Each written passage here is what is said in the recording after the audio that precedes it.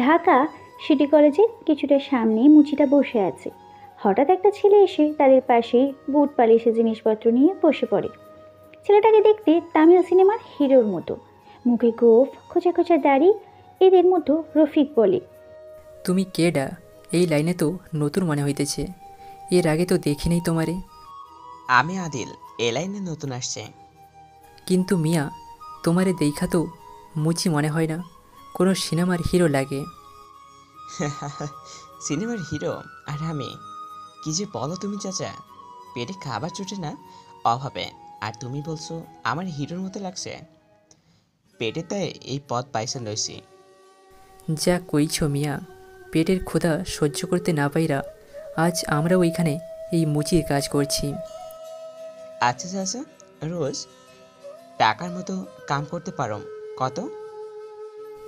সেই তো কইতে পারি না, এক এক দিন এক এক রকম কম হয়। আদিল আর কিছু বলার আগেই কলেজের গেটের সামনে এসে একটা ব্ল্যাক গাড়ি এসে থামে। গাড়ি থেকে একজন লোক নামে, চোখে সাদা ফ্রেমের চশমা পরা, কালো কোট। গাড়ি থেকে নেমেই লোকটা ভিতরে চলে যায়। আদিল রফিককে বলে, আচ্ছা চাচা, উনি কিরা? এত বড় গাড়ি কইরা আসলো, মনে হয় অনেক বড় লোক, তাই না? উনি এই কলেজের প্রিন্সিপাল স্বপন চৌধুরী, খুব বড় লোক। মাঝে মাঝে আমাকে কাছে আহে জুতা পলিশ করতে, আর খুশি হয়ে আমাকেও বক্সিসও দিয়া যায়। হুম, তাইলে তো মনে হয় খুব ভালো লোক। আচ্ছা, কাম করে চাচা, পরে কথা কমানে। বলি আদিল সব কিছু গুছিয়ে নিতেই একটা লোক এসে আদিলকে বলে জুতো পলিশ করে দিতে। আদিল লোকটা জুতো পলিশ করে দিতেই লোকটা আদিলকে 10 টাকা দিতেই আদিল বলে, এটা কি দিলেন স্যার? আর 10টা টাকা দেন, আমরা গরিব মানুষ, আপনারা না দিলে আমরা চলবো কি করে বলেন? লোকটা কিছু না বলে আদিলকে আর 5 টাকা দিয়ে চলে যায়। কিছুক্ষণ পর একটা মেয়ে এসে বলে, এই, আমার জুতোটা একটু সেলাই করে দাও তো। পাশে যান, আমি পারবো না। আজব লোক তো, একটু আগেই তো দেখলাম একটা লোকের জুতো পলিশ করে দিলেন, তাহলে আমারটা করতে সমস্যা কোথায়? আমার ইচ্ছা, আমি করব না। এত কথা বলার কি আছে? পাশে চাচাকে দিন, উনি করে দিবে। কণা রাগে কটমট করতে করতে বাঁশের দোকান থেকে জুতো সেলাই করে কলেজের ভিতরে চলে যায়। রফিক আদিলকে বলে, এইটা কি হইল? তুমি মেয়েটার জুতা সেলাই কইরা দিলা না কেন? আমরা তো ডাইকা ডাইকা আমাকে কাছে আনি, আর তুমি করলা না। মায়া মানুষের জুতাতে আমি হাত দিব না চাচা। আর মায়া মানুষ কিপটা হয়, রেস্টুরেন্টের খাবার খেলে ওয়েটারকে 100 টাকা টিপস দিতে পারে, কিন্তু আমাদের সেই গুনি গুনি 10 টাকা দিবে। কথার অবশ্য হাঁচাই কইছ। এরপর তাদের মধ্যে আরও টুকটাক কথা চলতে থাকে। এইদিকে কণা কলেজের ভিতরে এসে মেঘার কাছে এসে বলে, মেঘা, জানিস আমাদের কলেজের সামনে যেখানে মুচিরা কাজ করে সেখানে আজ একটা নতুন ছেলে মুচির দোকান দিয়েছে। দেখতে জাস্ট স্মার্ট আর কিউট, কিন্তু কি অ্যাটিটিউড ছেলেটার। আমি জুতো সেলাই করে দিতে বললাম, বলে আমি করব না, আমার ইচ্ছে। চল তো দেখে আসি কে এই ছেলে। বলে মেঘা তার বান্ধবীদের সাথে নিয়ে সেখানে গিয়ে দেখে একটা স্মার্ট ছেলে বসে আছে, মাথায় একটা গামছা বাঁধা, মুখে গোঁফ আর খোঁচা খোঁচা দাড়ি। মেঘা কাছে গিয়ে একটা পা সামনের দিকে বাড়িয়ে দিয়ে বলে, এই পলিশওয়ালা, জুতাটা পলিশ করে দে তো। পাশের চাচাকে দিন, আমি পারবো না। পারবি না মানে? তাহলে এখানে বসেছিস কেন? আমার ইচ্ছে তাই। মন চাইলে পাশের দোকানে যান, নয়তো নিচের রাস্তা মাপেন। পারবো না বলছি না, বাস। সামান্য একজন বুট পলিশ হয়ে এত অ্যাটিটিউড তোর? ওই সিমরি, এত কথা কোষ কেন? কইছি না পারুম না। তুই জানিস আমি কে? ভুলে গেলে বাসায় গিয়ে আপনার আব্বুকে জিজ্ঞেস করে আসুন, সে বলে দিবে। মেঘা রাগে কটমট করতে করতে বান্ধবীদের নিয়ে কলেজের ভিতরে চলে যায়। আদিল রফিককে বলে, চাচা, মেয়েটা কে ছিল? এই শহরের টপ বিজনেসম্যান মহিত চৌধুরীর নাম শোনো নাই? আমি গরিব মানুষ, এত বড় মানুষের নাম শুনুম কই থেকে? কৌ তো। আচ্ছা চাচা, আমি শুনছি এই কলেজে নাকি রোজই নারী পাচার হয়, সাথে ড্রাগ সহ আরও অনেক কিছু স্মাগলিং করা হয়। তুমি জানো নাকি কিছু? যা বলছিস স্বপ্ন মনে কইরা ভইলা যা। এই কথা যদি কেউ শোনে তাহলে কাল খবরের কাগজে তোর ছবি থাকবো, আর তুই এই পৃথিবীতে থেকে বিদায় হইয়া যাবি। আরে না না চাচা, কি বলবো? আমার কি এখনো মরার বয়স হয়েছে? আমি তো এমনি জিজ্ঞাসা করলাম। আচ্ছা, এসব বাদ দাও, কাজ করো। বলে আবার কাজে মন দেয়। এইদিকে মেঘা কলেজের ভিতরে এসে বলে, কত বড় সাহস ওই ছোট লোকটার! এই মেঘা চৌধুরীকে অ্যাটিটিউড দেখায়, আমি ওকে ছাড়বো না। কেন, বিয়ে করবি ঠিক করলি নাকি? অবশ্য আমারও ইচ্ছে করছে ওই ছেলেটাকে বিয়ে করে নেই, যা দেখতে না ছেলেটা, ইস। Shut up! ফালতু কথা না বললে ভালো লাগে না তোর। চল ক্লাসে যাই। বলেই সবাই ক্লাসে চলে যায়। চলুন এবার আমাদের গল্পের নায়ক নায়িকার পরিচয়টা দেওয়া যাক। আমাদের গল্পের নায়ক আদিল শেখ, আপাতত একজন বুট পলিশওয়ালা। আদিলের বাবা মা কেউ নেই। এই পৃথিবীতে আদিলের একটা দাদু ছাড়া আর কেউই নেই। আর আমাদের গল্পের নায়িকা মেঘা চৌধুরী, এই দেশের টপ বিজনেসম্যান মোহিত চৌধুরীর একমাত্র মেয়ে। মেঘার আম্মু জান্নাত চৌধুরী একজন ডক্টর। মেঘা এবার মাস্টার্সে পড়ছে। বাকিটা আস্তে আস্তে জেনে যাবেন। এবার গল্পে ফেরা যাক। ক্লাস শেষ করে মেঘা তার বান্ধবীদের বাহিরে এসে দেখে আদিল নেই। কণা বলে, কি রে, মালটা এত তাড়াতাড়ি চলে গেল? যাবে আর কোথায়, কাল তো আবার আসবে। আমি ওকে দিয়ে আমার জুতো পলিশ করিয়েই ছাড়বো। এটা এই মেঘার চ্যালেঞ্জ। ঠিক আছে, এখন চল বাসায় যাই। বলি সবাই যে যার বাসায় চলে যায়। মেঘা বাসায় আসতেই মোহিত চৌধুরী মেয়েকে কাছে ডেকে বলে, কী রে মা, কলেজে কোনো সমস্যা হয়নি তো? না আব্বু, কোনো সমস্যা হয়নি। তুমি এত টেনশন করো কেন বলো তো? তুই তো জানিস আমার শত্রুর অভাব নেই। সবাই উৎপেতে থাকে কখন আমার ক্ষতি করবে। আমাকে কিছু করতে না পেরে তোর না আবার কোনো ক্ষতি করে দেয়। আমার কিছুই হবে না আব্বু। আম্মু এখনো আসেনি? না, তোর আম্মুর ফিরতে লেট হবে। একটা অপারেশন আছে, বললো 7টায়। আচ্ছা, আমি রুম থেকে চেঞ্জ করে আসছি আব্বু। বলি মেঘা তার রুমে চলে যায়। এদিকে আদিল একটা বস্তিতে ছোট্ট একটা ঘরে বসে বসে ল্যাপটপে কিছু একটা কাজ করছে। হঠাৎ তার মোবাইলটা বেজে ওঠে। কল রিসিভ করে বলে, বলুন, এই সময়ে কল করলেন যে? আজ সন্ধ্যায় আমার সাথে দেখা করো, তোমার সাথে কথা আছে। সন্ধ্যা হবে না, রাত 9টায় হর্তিঝিল ব্রিজে চলে আসুন। আমি চলে আসবো, বাট এসে ভুলেও আমার সাথে কথা বলার চেষ্টা করবেন না। সরাসরি নতুন একটা সিম নিয়ে আসবেন, ওইখানে সামনাসামনি মোবাইলে কথা হবে। ঠিক আছে, আমি সময় মতো চলে আসবো। আর তোমাকে একটা ফাইল পাঠিয়েছি, দেখে নাও। ওকে, পাই এখন। আর আমাকে কখনো কল করবেন না, প্রয়োজন হলে আমি আপনাকে কল করব। লোকটা ঠিক আছে বলে কল কেটে দেয়। আদিল ল্যাপটপ বন্ধ করে ঘর থেকে বের হয়ে একটু দূরে এসে একটা দোকানে এসে সিগারেট নিয়ে খেতে থাকে। বসে বসে সিগারেট খাচ্ছে। আশেপাশে লোকজন কথা বলছে ঢাকা সিটি কলেজের মেয়েদের কিডন্যাপ নিয়ে। কথাগুলো এমন আর বলবে না ভাই, ওই কলেজের মেয়েদের ভর্তি করতেও ভয় হয়। রোজ রোজ কাউকে না কাউকে কিডন্যাপ করা হয়। আর রোজ সকালে একটা করে ছেলে শাল গেটের সামনে পড়ে থাকে। কবে যে এসব বন্ধ হবে? আর ওই কলেজের প্রিন্সিপাল এদের বিরুদ্ধে চাইলেও কোনো অ্যাকশন নিতে পারছে না। সকল পুলিশরা ওই ছেলেগুলোকে ভয় পায়। আদিল বলে, আচ্ছা চাচা, পুলিশগুলোকে জানে নাকি কারা এগুলো করছে? ওদের মধ্যে একটা লোক বলে, জানে না, আবার সব জানে, কিন্তু মৃত্যুর ভয়ে কেউই কিছু করছে না।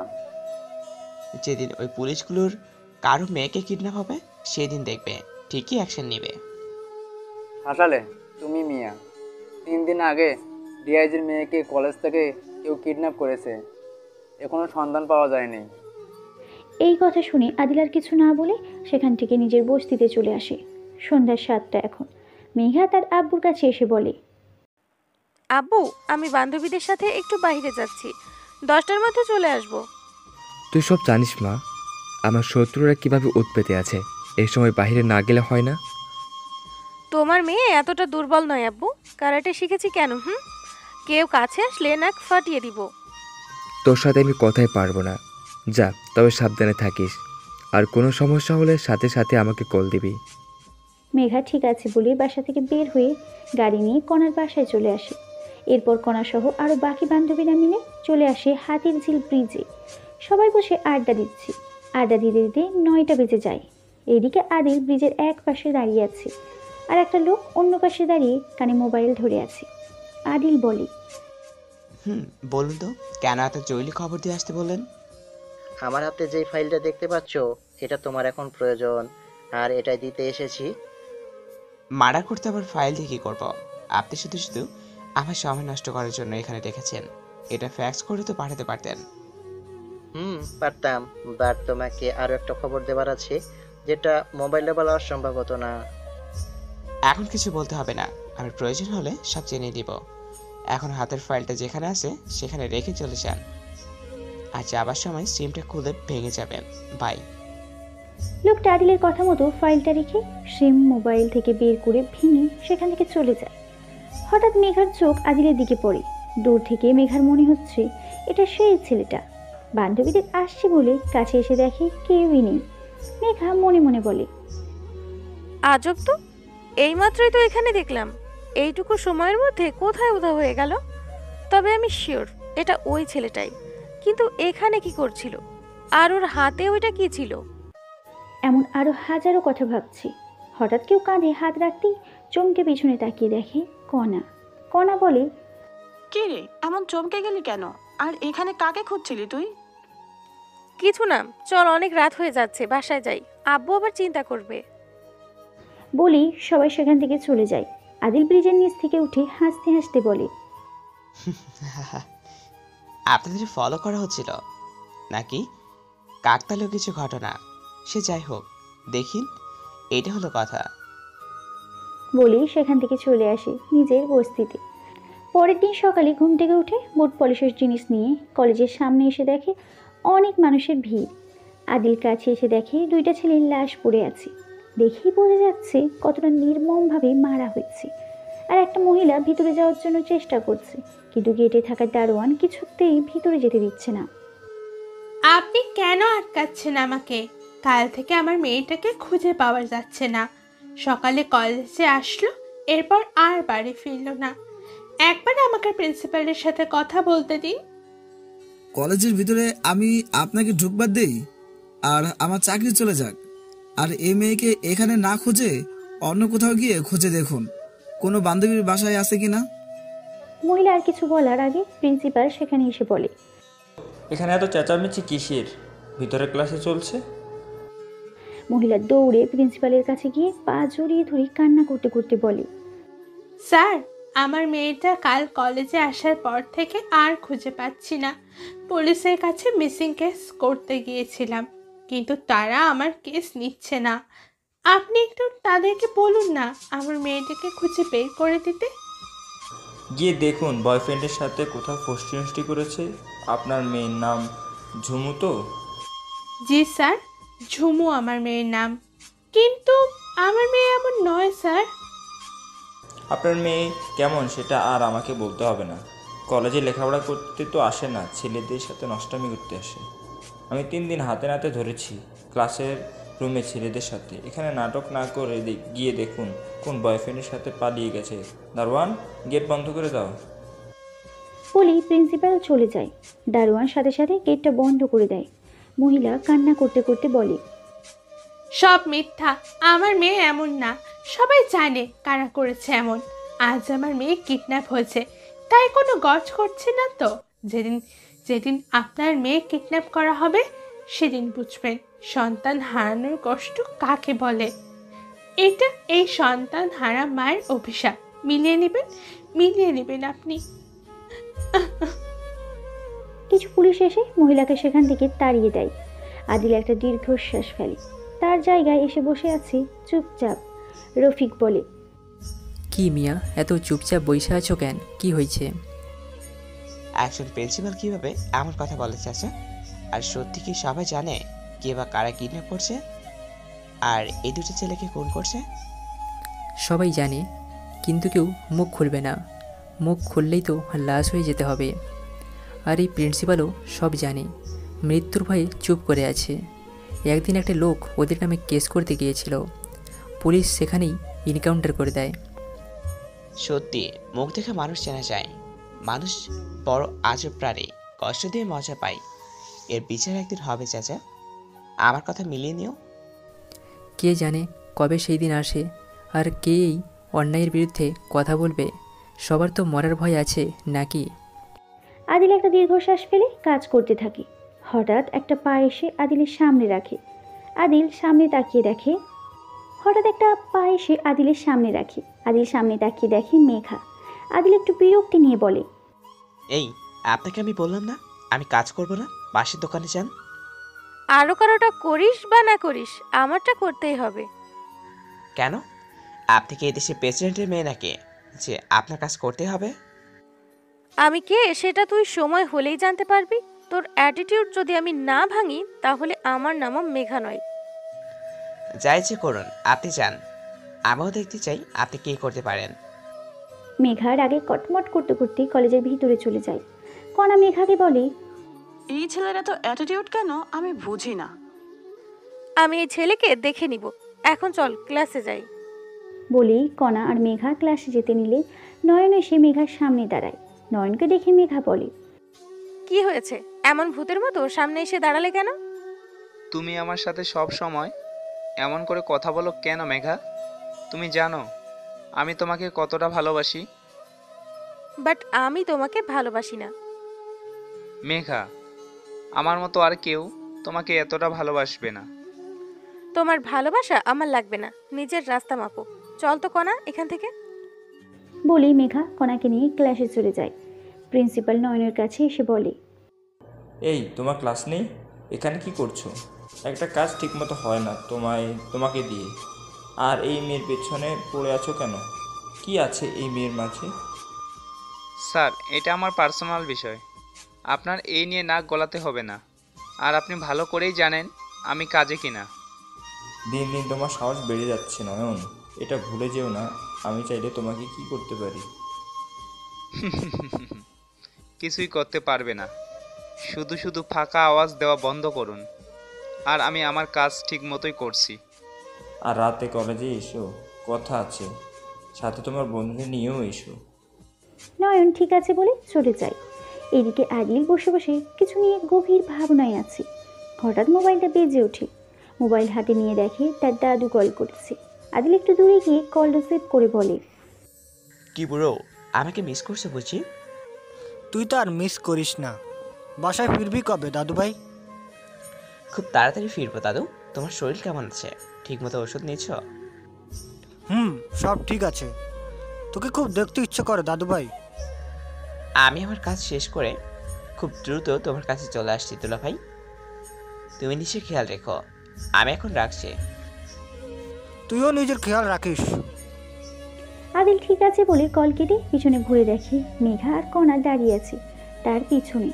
আদিল কিছুটা ভয় পায়, কিন্তু সেটা মেঘাকে বুঝতে না দিয়ে পাশ কাটিয়ে চলে যেতে নিলে মেঘা বলে, এই মুচি শোন। আমার নাম মুচিনা, আদিল। আর মানুষকে সম্মান দিয়ে কথা বলতে শিখুন, তবে আপনি অন্য থেকে সম্মান পাবেন। এখন তুই আমাকে ভদ্রতা শেখাবি? সামান্য একজন মুচি হয়ে এত কিসের অহংকার তোর? হ্যাঁ, মাই লাইফ মাই রুলস। আপনি কে? মুচি আবার ইংরেজিও জানে দেখছি। তা এইটুকুই শিখেছিস নাকি আরো কিছু জানিস? ফালতু এখানে সময় নষ্ট না করে নিজে ক্লাসে যান।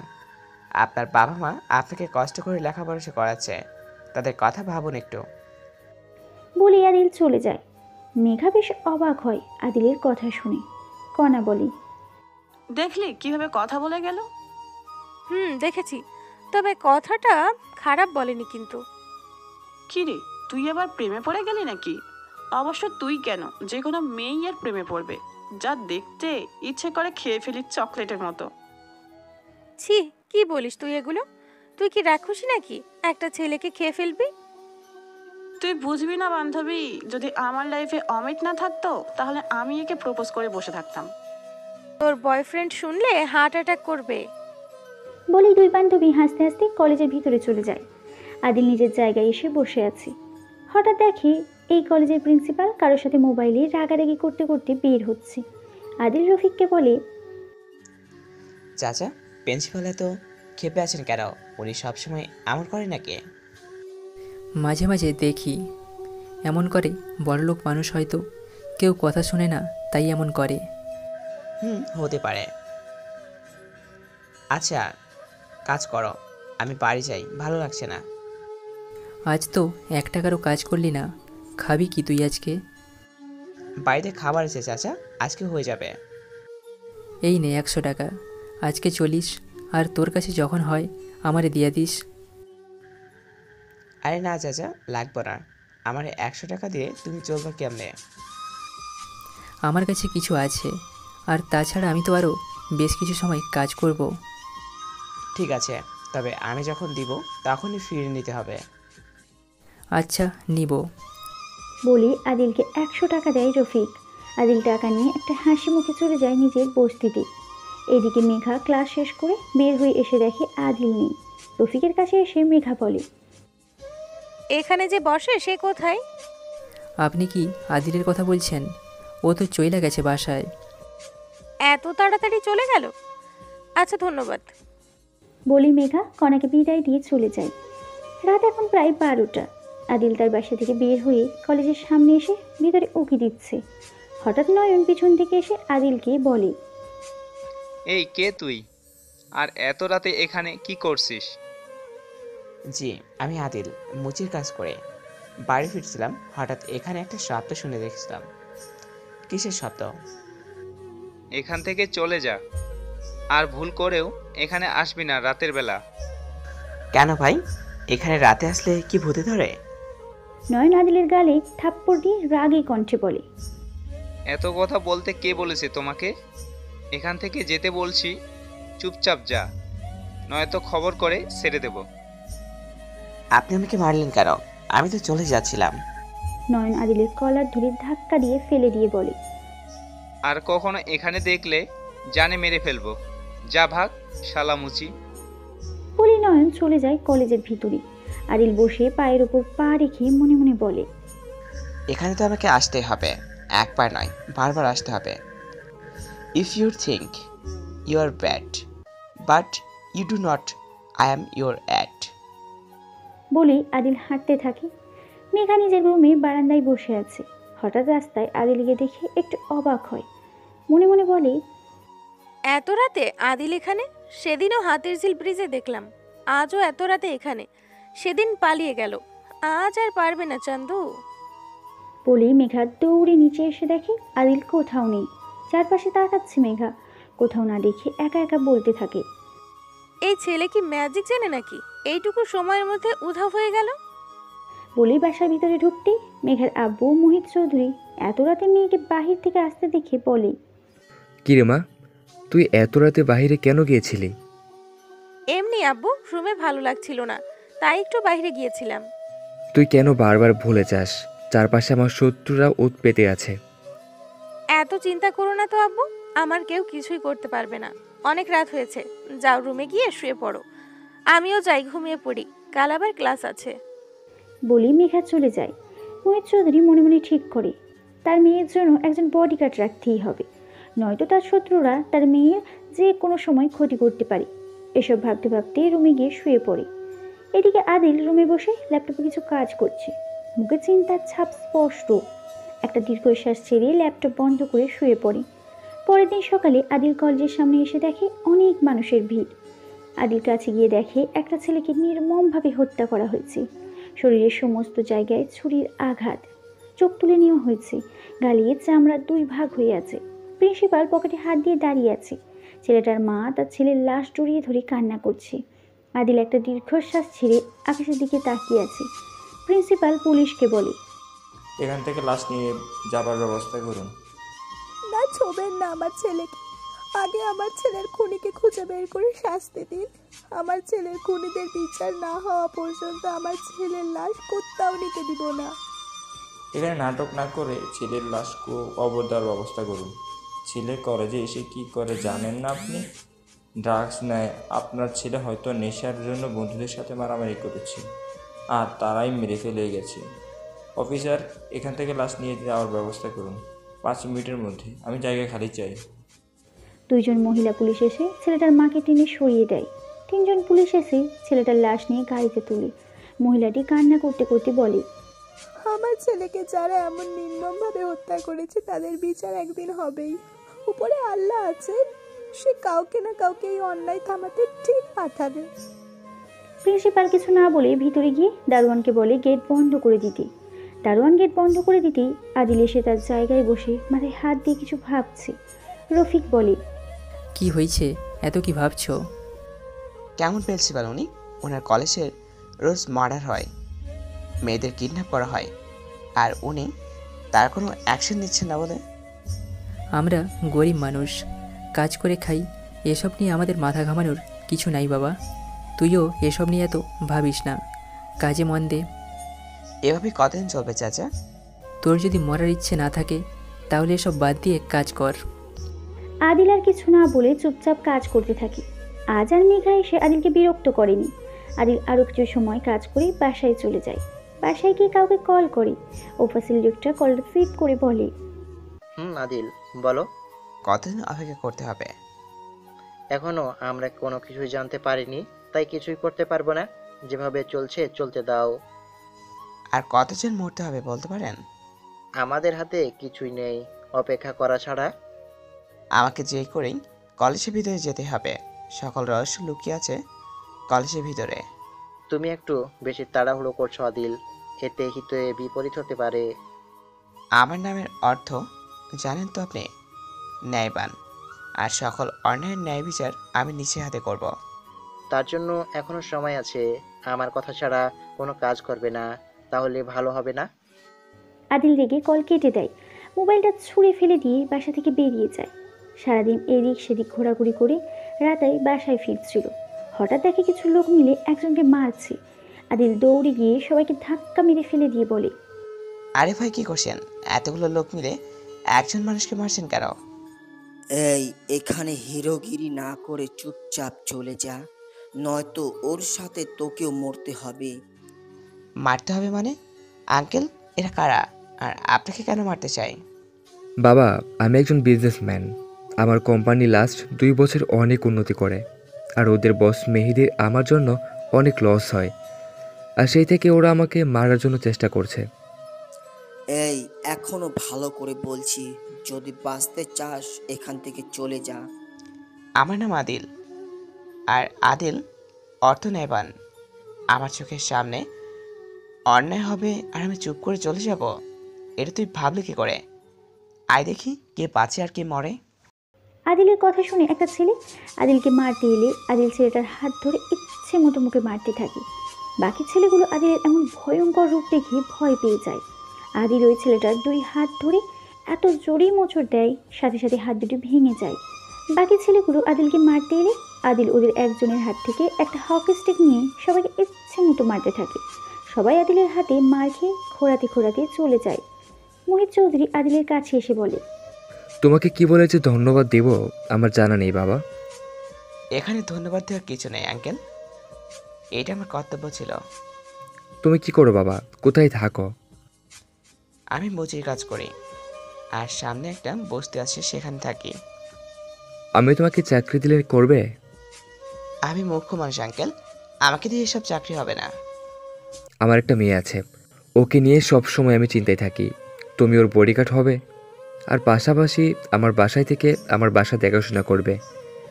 এটা করা যায়, সমস্যা নেই। তাহলে কাল থেকে তুমি আমার বাসায় থাকবে। এখন আমার সাথেই চলো। আমার বাসার ভিতরে কিছু প্রয়োজনীয় জিনিস আছে আঙ্কেল, আপনি আমাকে ঠিকানা বলে দিন, আমি কাল সকালে চলে আসব। এরপর মোহিত চৌধুরী আদিলকে তার বাসার ঠিকানা বলে। আদিল কাল সকালে যাবে বলেই নিজের বস্তিতে গিয়ে একটা ব্যাগে নিজের ল্যাপটপ, কিছু ফাইল আর কিছু জামা কাপড় ভরে শুয়ে পড়ে। পরের দিন সকালে ঘুম থেকে উঠে ফ্রেশ হয়ে চলে আসে মোহিত চৌধুরী দেওয়ার ঠিকানায়। গেটে নক করতেই দারোয়ান গেট খুলে বলে, আপনি কেডা আর এইখানে কারে চান? জি, আমাকে এই বাসার মালিক যিনি সে আসতে বলেছেন, ওনাকে ডাকুন, উনি সব বলবে। আইসে, আপনি খাড়ান, আমি স্যারকে ডাইকা আনছি। বলেই দারোয়ান ভিতরে যেতে নিলে মেঘা সেখানে এসে আদিলকে দেখে বলে, তুমি এখানে কাকে চাই? আমারও তো একই প্রশ্ন। এখানে আমার বাসায় এসে আমাকে জিজ্ঞেস করছো আমি কে? এটা আপনার বাসা? তার মানে ওই ভদ্রলোক আপনার বাবা? আপনার বাবা আমাকে আসতে বলেছেন, ওনাকে একটু ডাকুন। আব্বু তোমাকে ডেকেছে, কিন্তু কেন? সেটা আপনার বাবা আসলেই বলবে, ডাকুন ওনাকে। মেঘা দারোয়ানকে বলে তার আব্বুকে ডেকে আনতে। একটু পর মোহিত চৌধুরী এসে আদিলকে দেখে বলে, আর আদিল তুমি এসো, ভেতরে এসো। আব্বু, এই ছেলেকে তুমি কেন আসতে বলেছো? তুমি জানো এই ছেলের কত অ্যাটিটিউড? পরে শুনবো সব। আদিল, এসো ভেতরে। বলি মোহিত চৌধুরী ভেতরে চলে যায়। আদিল মেঘাকে পাশ কাটিয়ে যেতে নিলে মেঘা বলে, যদি আব্বুর কাছে কিছু বলো তাহলে আমি তোমাকে খুন করে ফেলবো। আচ্ছা, তাই নাকি? তা আর কি কি রূপ আছে আপনার? সেটা সময় হলেই দেখতে পাবে। যাও এখন। আদিল মুচকি এসে ভিতরে যেতেই মোহিত চৌধুরী আদিলকে বসতে বলে। মেঘা গিয়ে তার আব্বুর পাশে বসে পড়ে। এরপর মোহিত চৌধুরী বলে, আদিল, কাল রাতে তো তোমাকে সবই বলেছি। জি আঙ্কেল, আমি আজ থেকে কাজ করতে চাই। তাহলে আজ থেকে তুমি কাজ শুরু করে দাও, আর মাসে 50,000 টাকা বেতন তোমার। তুমি যদি আরও চাও তাহলে বলো। না আঙ্কেল, এটি হবে। কি কাজের কথা বলছো আব্বু? কি করবে ও? আজ থেকে আদিল তোমার বডিগার্ড। তুমি যেখানে যাবে আদিল তোমার সাথেই যাবে। মেঘা তার আব্বুর কথা শুনে আদিলের দিকে তাকিয়ে মনে মনে বলে, খুব অ্যাটিটিউড তোমার, তাই না? এখন দেখবো আমার কথা কি করে না শুনো মিস্টার আদিল। মেঘা, তোর কলেজের সময় হয়ে গেছে, গিয়ে রেডি হয়ে নে। আদিল, আমার সাথে এসো, আমি তোমাকে তোমার থাকার রুম দেখিয়ে দিচ্ছি। মেঘা তার রুমে চলে যায়। আদিল মোহিত চৌধুরীর সাথে যায়। এরপর মোহিত চৌধুরী আদিলকে একটা রুম দেখিয়ে দিয়ে বলে, আজ থেকে এটাই তোমার রুম, চেঞ্জ করে নাও। মেঘাকে নিয়ে কলেজ যাবে। ঠিক আছে আঙ্কেল। আর একটা কথা, যে কলেজে আমার মেয়ে পড়ে কলেজের পরিবেশটা ভালো না, সব সময় মেঘার সাথেই থেকো। তাহলে সেই কলেজে কেন পড়ছে সেটা থেকে বের করে গেলে দিতে পারেন। আমি মেঘাকে বলেছি, ও বলে ওই কলেজের শিক্ষকরা নাকি খুব ভালো পড়াতে পারে, আর ওই কলেজে সত্যি খুব ভালো লেখাপড়া হয়। আগে এমন ছিল, লাস্ট 1 বছর ধরে এমন হচ্ছে। আপনি চিন্তা করবেন না আঙ্কেল, আমি থাকতে মেঘা ম্যামের কিছু হবে না। তোমার উপর সেই বিশ্বাস আমার আছে বলেই আমি তোমাকে এত বড় দায়িত্ব দিয়েছি বাবা। আচ্ছা, তুমি চেঞ্জ করে নাও, আমাকে আবার অফিসে যেতে হবে। আদিল ঠিক আছে বলতেই মোহিত চৌধুরী চলে যায়। আদিল ব্যাগটা বিছানায় রেখে ওয়াশরুম থেকে ফ্রেশ হয়ে এসে চেঞ্জ করে নিচে এসে দাঁড়িয়ে আছে। একটু পর মেঘা আসলে আদিল মেঘাকে নিয়ে চলে আসে কলেজে। মেঘা কলেজের ভিতরে ঢুকে যায়। আদিল ঢুকতে গেলে দারোয়ান আদিলকে আটকায়। এই ছেলে, ভিতরে কোথায় যাচ্ছ তুমি? এখানে স্টুডেন্ট ছাড়া আর কাউকে অ্যালাউ করা হয় না। আমি মেঘা ম্যামের বডিগার্ড, আর ওনার সাথে থাকার কাজই আমার। তুমি এখানে থাকো, আমি প্রিন্সিপাল স্যারকে ডেকে আনছি। বলেই দারোয়ান প্রিন্সিপালকে গিয়ে সব বলে। প্রিন্সিপাল আদিলের সামনে এসে বলে, এই তোমার সমস্যা কি? আমার তো কোনো সমস্যা নেই স্যার, আমি মেঘা ম্যামের বডিগার্ড, আর ওনার সাথে থাকাই আমার কাজ। কিন্তু দারুণ আমাকে যেতে দিচ্ছে না। এখানে স্টুডেন্ট ছাড়া আর কাউকে অ্যালাউ করা হয় না। আমি তো বডিগার্ড স্যার, ম্যামের রক্ষা করা আমার দায়িত্ব। আর আমি তো কারোর সাথে ঝামেলা করতে চাইনি। ভিতরে গিয়ে চুপচাপ বসে থাকবো, ম্যামের ক্লাস শেষ হলে আবার ম্যামকে নিয়ে চলে আসবো। ঠিক আছে, বাট ভিতরে গিয়ে কোনো রকম ঘোরাঘুরি করবে না।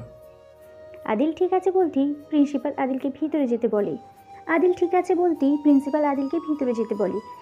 ভিতরে চলে যেতেই প্রিন্সিপাল দারোয়ানকে বলে, এই ছেলের দিকে নজর রেখো, কোনো কিছু দেখলে আমাকে কল করবে। ঠিক আছে স্যার।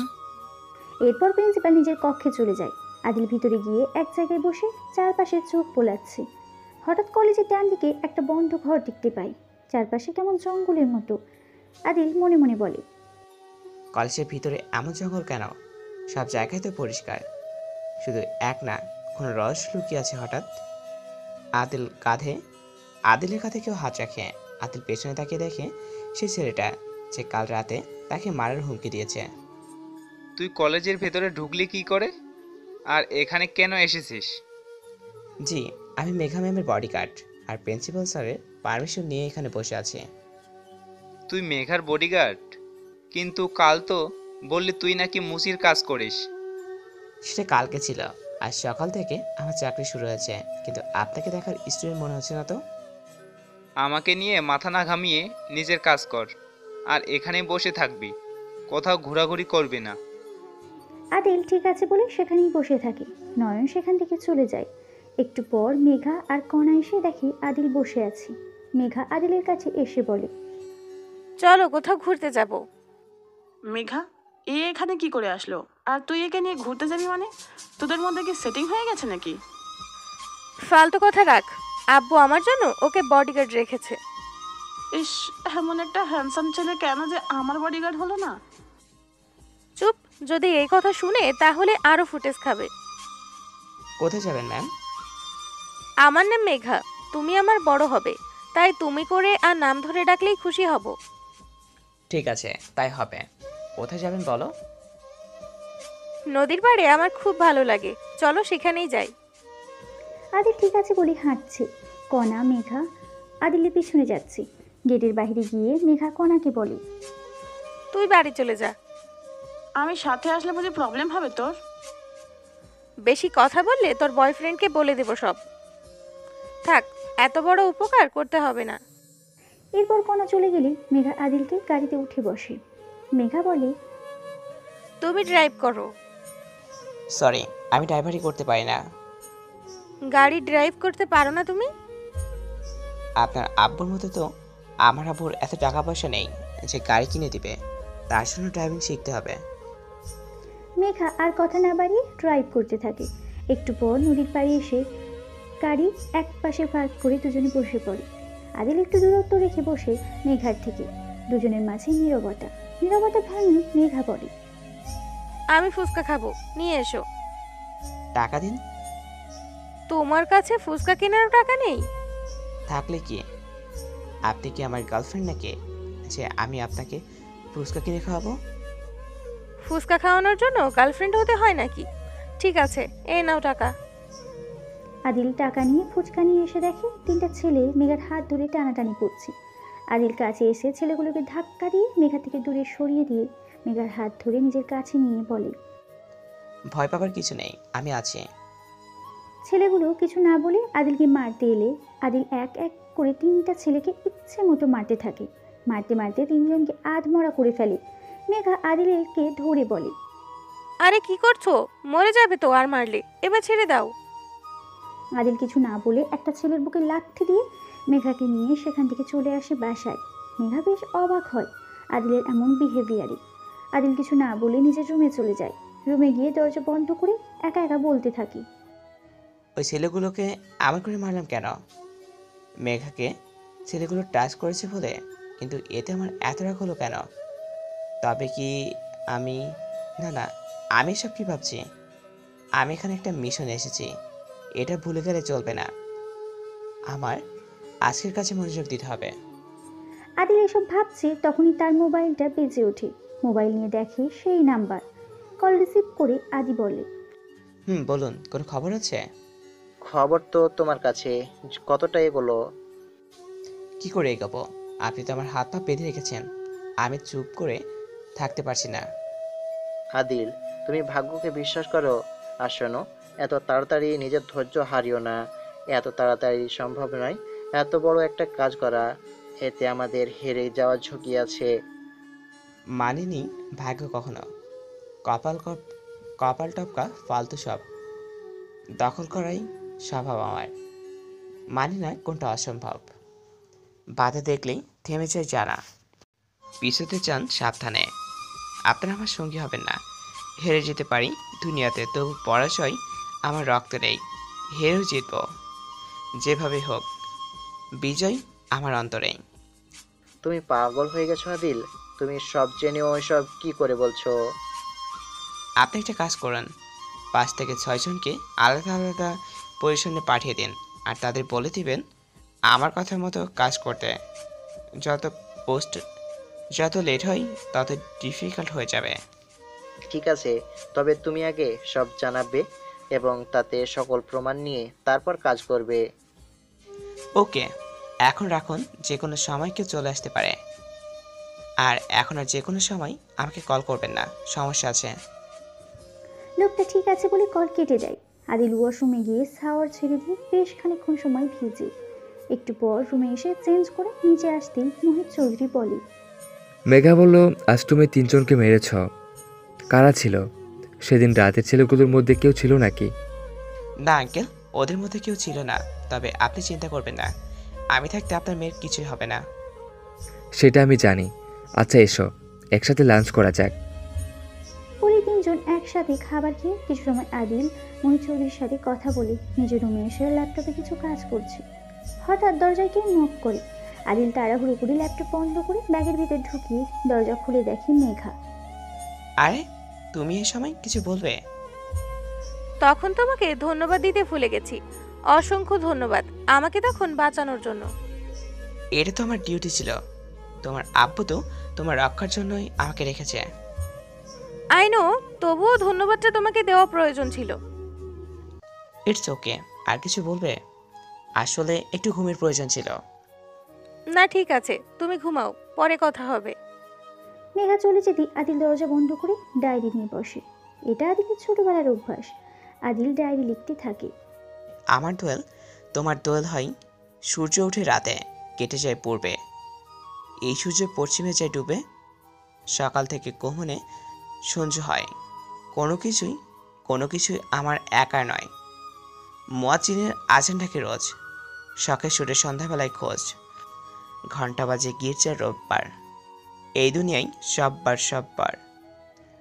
তবুও মানুষ নিজের সাথে কত কিছু করে আজও পৃথিবীর মানুষগুলো।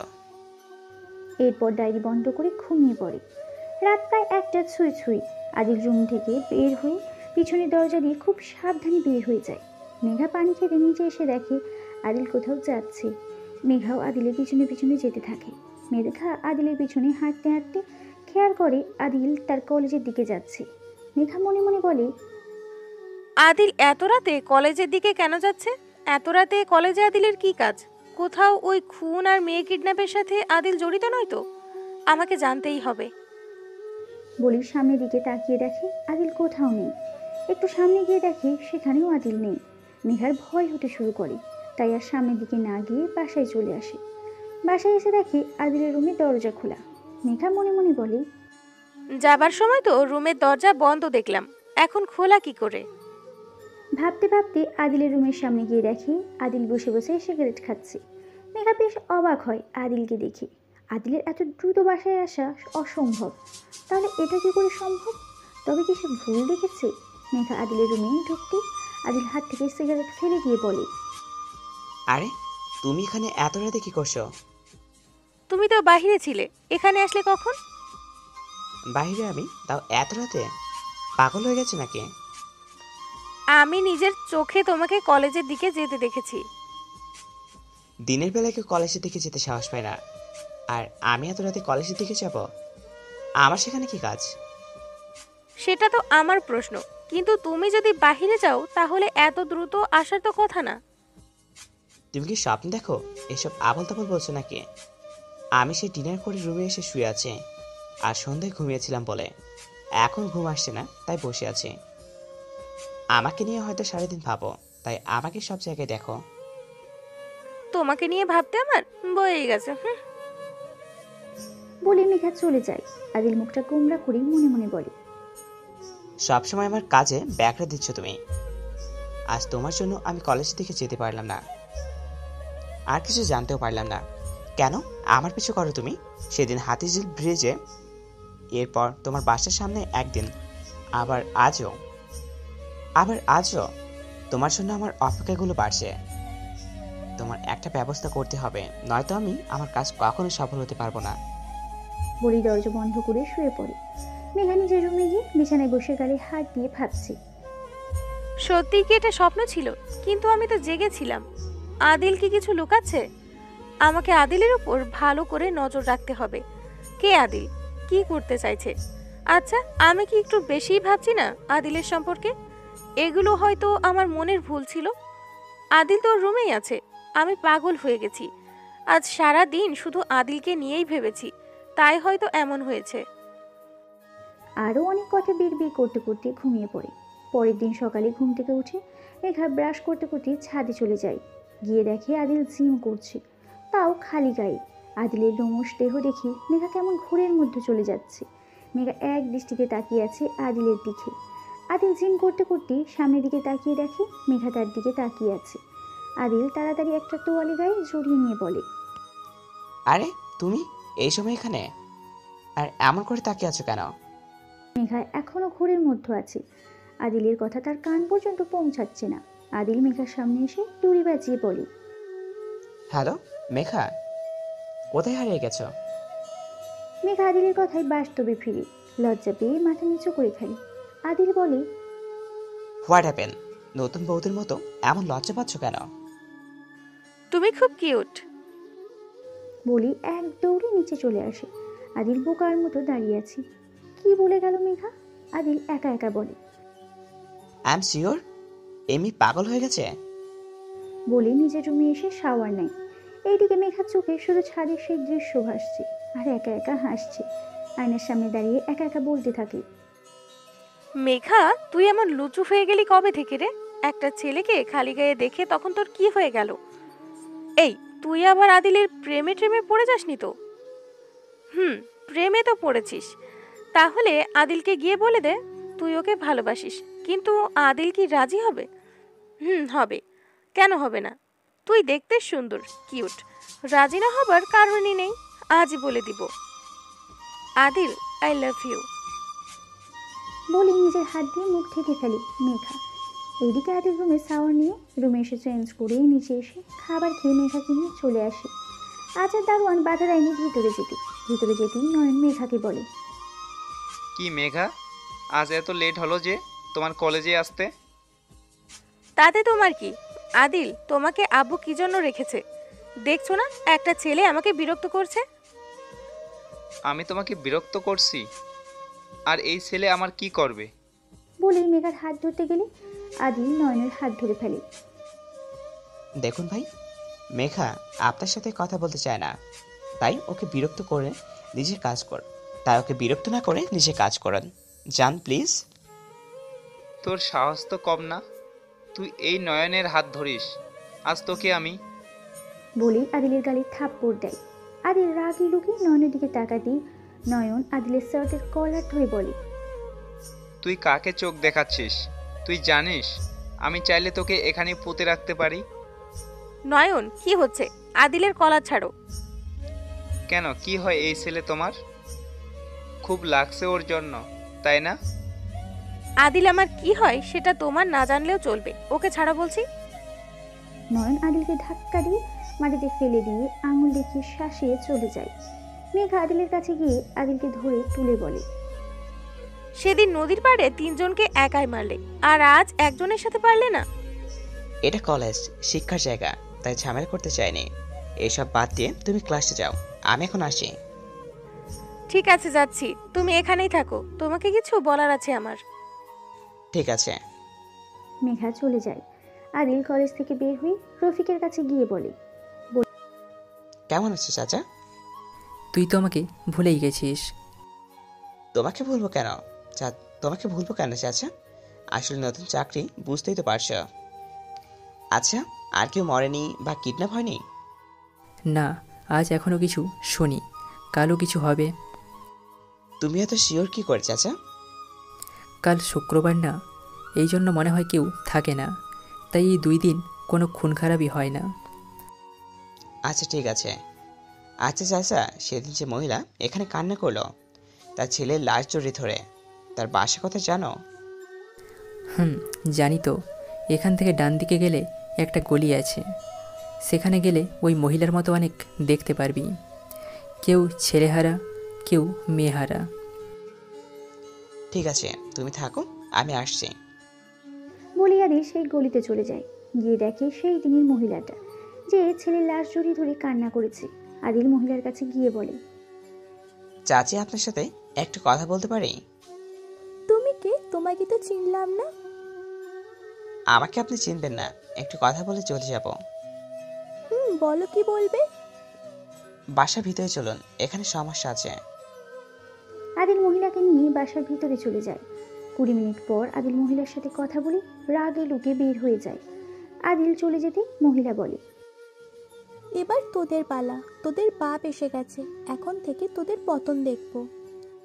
আদিল কলেজের সামনে এসে দারোয়ানকে বলে, কি চাচু, হেভি ইনকাম হচ্ছে দারোয়ানের চাকরি করে? মানে কি বলতে চাও তুমি? কিসের ইনকাম হবে? আরে চাচু, আমি তো মজা করছিলাম, তুমি এত রেগে যাচ্ছ কেন?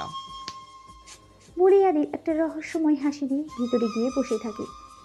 একটু পর মেঘা আসলে আদিল মেঘাকে নিয়ে কলেজ থেকে আসার সময় দারোয়ানের দিকে তাকিয়ে হাসছিল। দারোয়ান বিষয়টা লক্ষ্য করলেও তেমন গুরুত্ব দেয় না। কলেজের বাইরে এসে মেঘা বলে, চলো পার্কে গিয়ে বসি। হঠাৎ পার্কে কেন? তোমাকে বলেছিলাম না কিছু বলার আছে আমার, সেখানে গিয়ে বলবো। আদিল ঠিক আছে বলে গাড়িতে উঠে বসে। মেঘা গাড়ি ড্রাইভ করে একটা পার্কে চলে আসে। দুজন গাড়ি থেকে নেমে একটা বেঞ্চে বসে। কিছু সময় দুজনে নীরব। নীরবতা ভেঙে আদিল বলে, কি হলো, কিছু বলবে বলে নিয়ে আসলে তো? কিছু তো বলছে না। বলবো।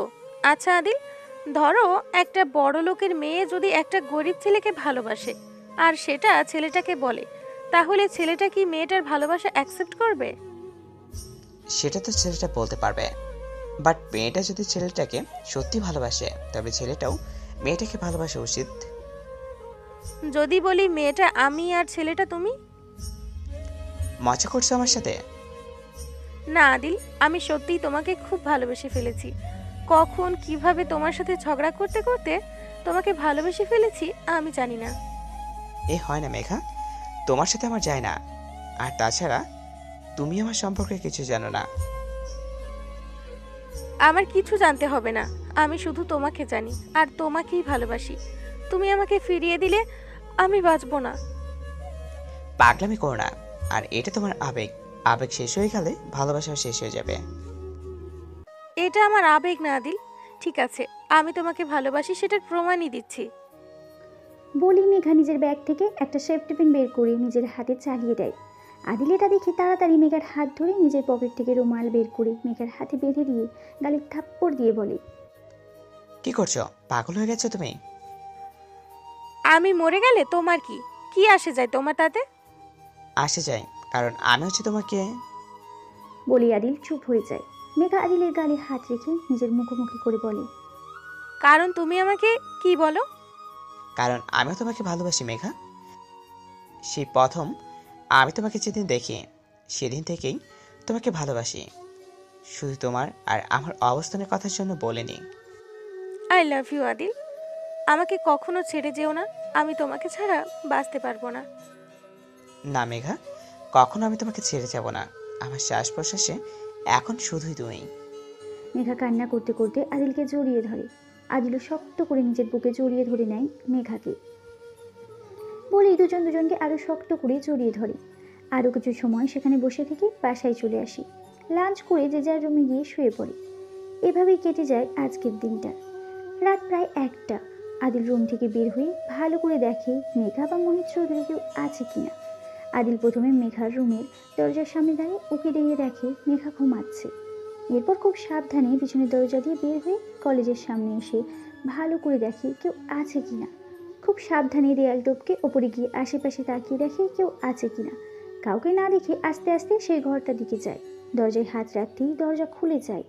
ভিতরে ঢুকে আশেপাশে তাকিয়ে দেখে মাটির নিচের এক জায়গায় একটা সুড়ঙ্গের মতো দেখতে। আদিল সেখানে গিয়ে সুড়ঙ্গের ঢাকনায় হাত রাখতেই গেলে কেউ পেছন থেকে তার কাঁধে হাত রাখে। আদিল চমকে পেছনে তাকিয়ে দেখে নয়ন। নয়ন আদিলকে দেখে বলে, তোর সাহস তো কম না, তুই এই ঘরের ভেতরে আসলি কি করে?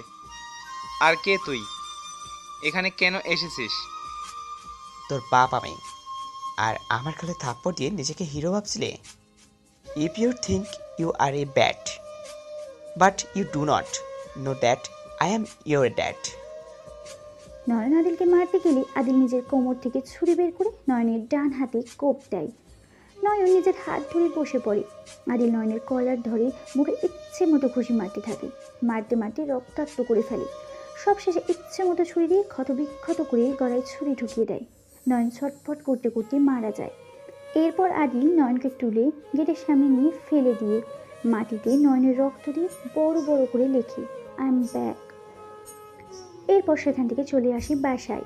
বাসায় এসে খুব সাবধানে নিজের রুমে গিয়ে ড্রেস চেঞ্জ করে রক্তমাখা ড্রেসটা বাহিরে এসে জ্বালিয়ে দিয়ে রুমে এসে ঘুমিয়ে পড়ি। পরের দিন সকালে মেঘার ট্রাকে ঘুম ভাঙে আদিলের। উঠো, আর কত ঘুমাবে? আদিল মেঘার হাত ধরে নিজের উপরে ফেলে দেয়।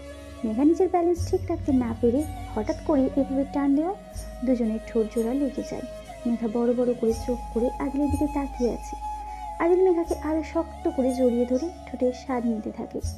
একটু ছেড়ে দিয়ে আদিল মেঘাকে চোখ মারে। মেঘা লজ্জা পেয়ে আদিলের বুকে মুখ লুকায়। আদিল মেঘাকে শক্ত করে ছড়িয়ে ধরে। মেঘা বলে, আচ্ছা এবার ছাড়ো, কলেজে যেতে হবে। উঠছি। আগে ওপর থেকে উঠো। আগে তুমি আমাকে ছাড়ো তো। আদিল মুচকে এসে মেঘাকে ছাড়তে মেঘা আদিলের গালে চুমু দিয়ে হাসতে হাসতে এক দৌড়ে নিজের রুমে চলে যায়। আদিল উঠে ফ্রেশ হয়ে নিচে আসতে মোহিত চৌধুরী বলে, খবর শুনেছ আদিল? কি খবর আঙ্কেল? মেঘার কলেজের ছাত্রনেতা নয়নকে কাল রাতে কারা যেন নির্মমভাবে মেরে ফেলেছে। কি বলছেন আঙ্কেল? কারা মারলো? সেটা এখনো জানা যায়নি, তবে নয়ন মরায় অনেক মানুষ খুশি হয়েছে। অনেকে তো এটাও ভাবছে এতদিন যে মেয়েগুলো কিডন্যাপ হতো আর খুন হতো তার সাথে জড়িত ছিল। ও আচ্ছা, হবে হয়তো আঙ্কেল। আচ্ছা, আপনি অফিসে যাবেন না? যাব। আজ আমার কলেজ যেতে হবে না, অনেক ঝামেলা হচ্ছে শুনেছি। মেঘা নিচে আসার সময় ঝামেলার কথা শুনে তার আব্বুকে বলে, কিসের ঝামেলার কথা বলছো আব্বু? তোর কলেজে আজও খুন হয়েছে, আর আজ তোদের ছাত্রনেতা নয়ন খুন হয়েছে। এই কথা শুনে মেঘা একটু কেমন করে আদিলের দিকে তাকায়। মনে মনে বলে, কালই আদিলের সাথে ঝামেলা করলো আর আজই নয়ন মারা গেল। আদিলের সাথে জড়িত নয় তো? না না, কী সব ভাবছি আমি। আদিল কেন এর সাথে জড়িত থাকবে? এই কলেজে তো রোজই কেউ না কেউ খুন হচ্ছে। আদিল খুব ভালো করে বুঝতে পারছে মেঘা যে তাকেই সন্দেহ করছে। মোহিত চৌধুরী বলে, এসো এবার খাবার খেয়ে নাও। এরপর তিনজনে একসাথে খাবার খেয়ে নেয়। খাবার খেয়ে মোহিত চৌধুরী অফিসে চলে যায়। আদিল নিজের রুমে বসে ল্যাপটপে কিছু মেল চেক করছে। হঠাৎ দরজায় নক করায় আদিল তাড়াতাড়ি সব কিছু বন্ধ করে ব্যাগের ভেতর ঢুকিয়ে দিয়ে দরজা খুলে দেখে মেঘা। আরে তুমি এসো ভিতরে। দরজা বন্ধ করে কি করছিলে? এমনি বসেছিলাম, এসো ভিতরে এসো। মেঘা ভিতরে এসে বিছানায় বসে আদিলকে বলে, চলো না কোথাও থেকে ঘুরে আসি। আমাকে এখন একটু বাইরে যেতে হবে, বিকালে যাই।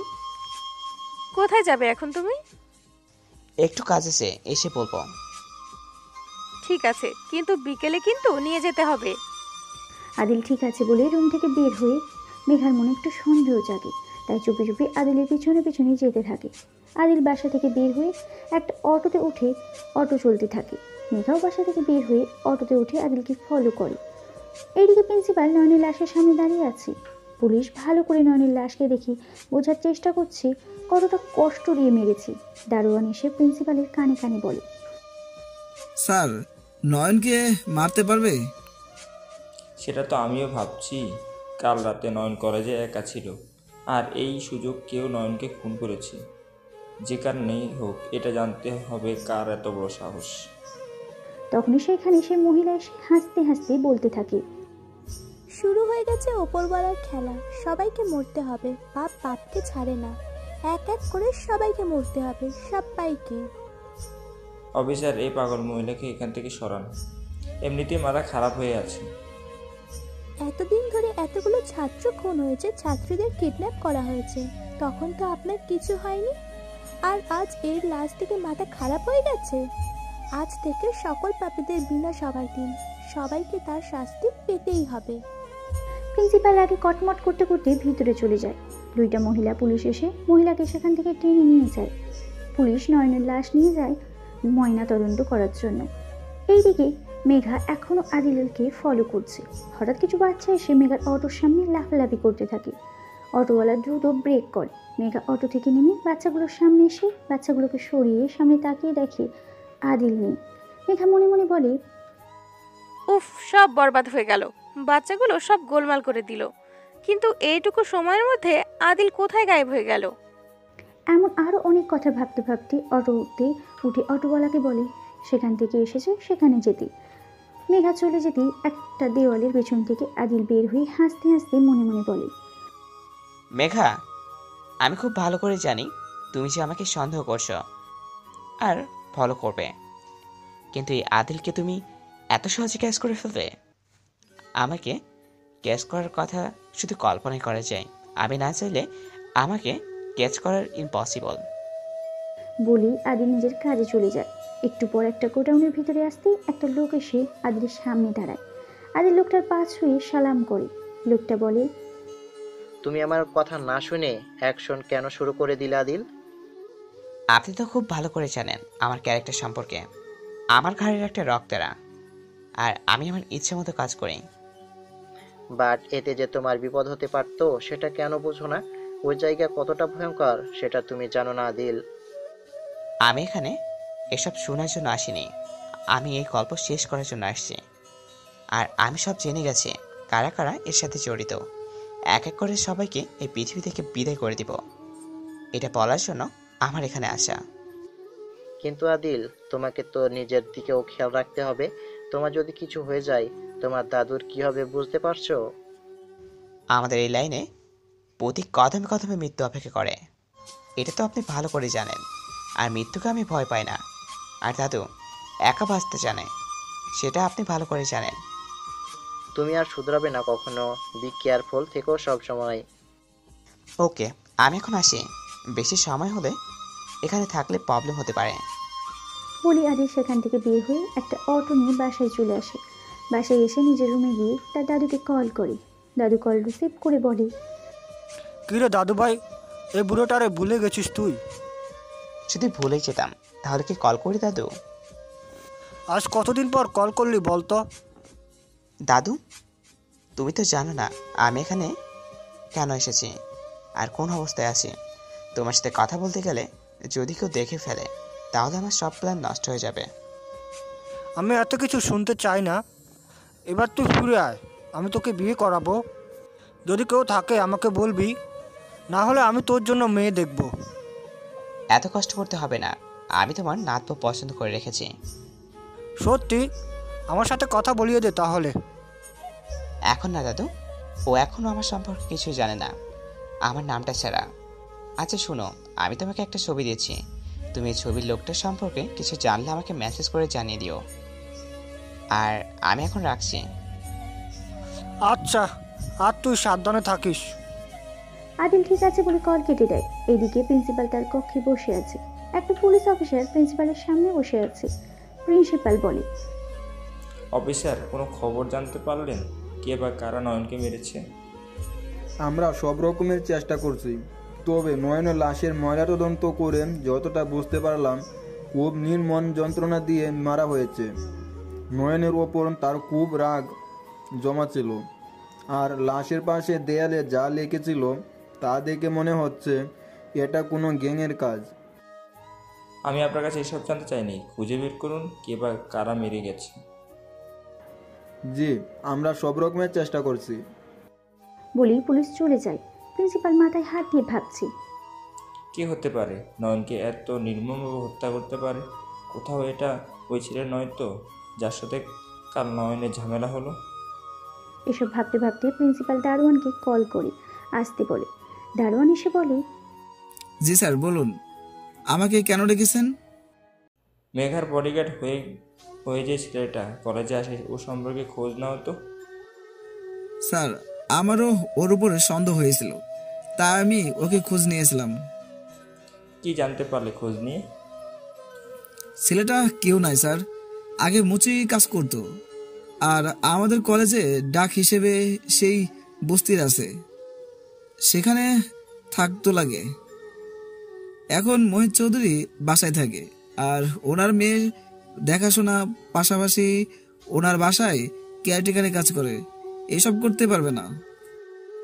আর রাতে তুমি এখানে 4 জন ছেলেকে নিয়ে থাকবে, যে করেই থাকুক আমার বিশ্বাস সে আজও আসবে। আর এখানে আসার কারণে তার কাছে আছে হয়তো। ঠিক আছে স্যার, আমি তাই করছি, আপনি চিন্তা করবেন না। বলি দারোয়ান চলে যায়। এদিকে মেঘা আদিলের দরজার সামনে এসে নক করে। আদিল দরজা খুলে বলে, কি ম্যাডাম, তুমি এই সময় আমার রুমে? কেন, আমার আসতে বুঝি বারণ আছে? না তা নেই, এসে যখন পড়ছো একটু বাসর রাতে প্র্যাকটিস হয়ে যাক। বলি মেঘার এক হাত ধরে নিজের কাছে নিয়ে আসে।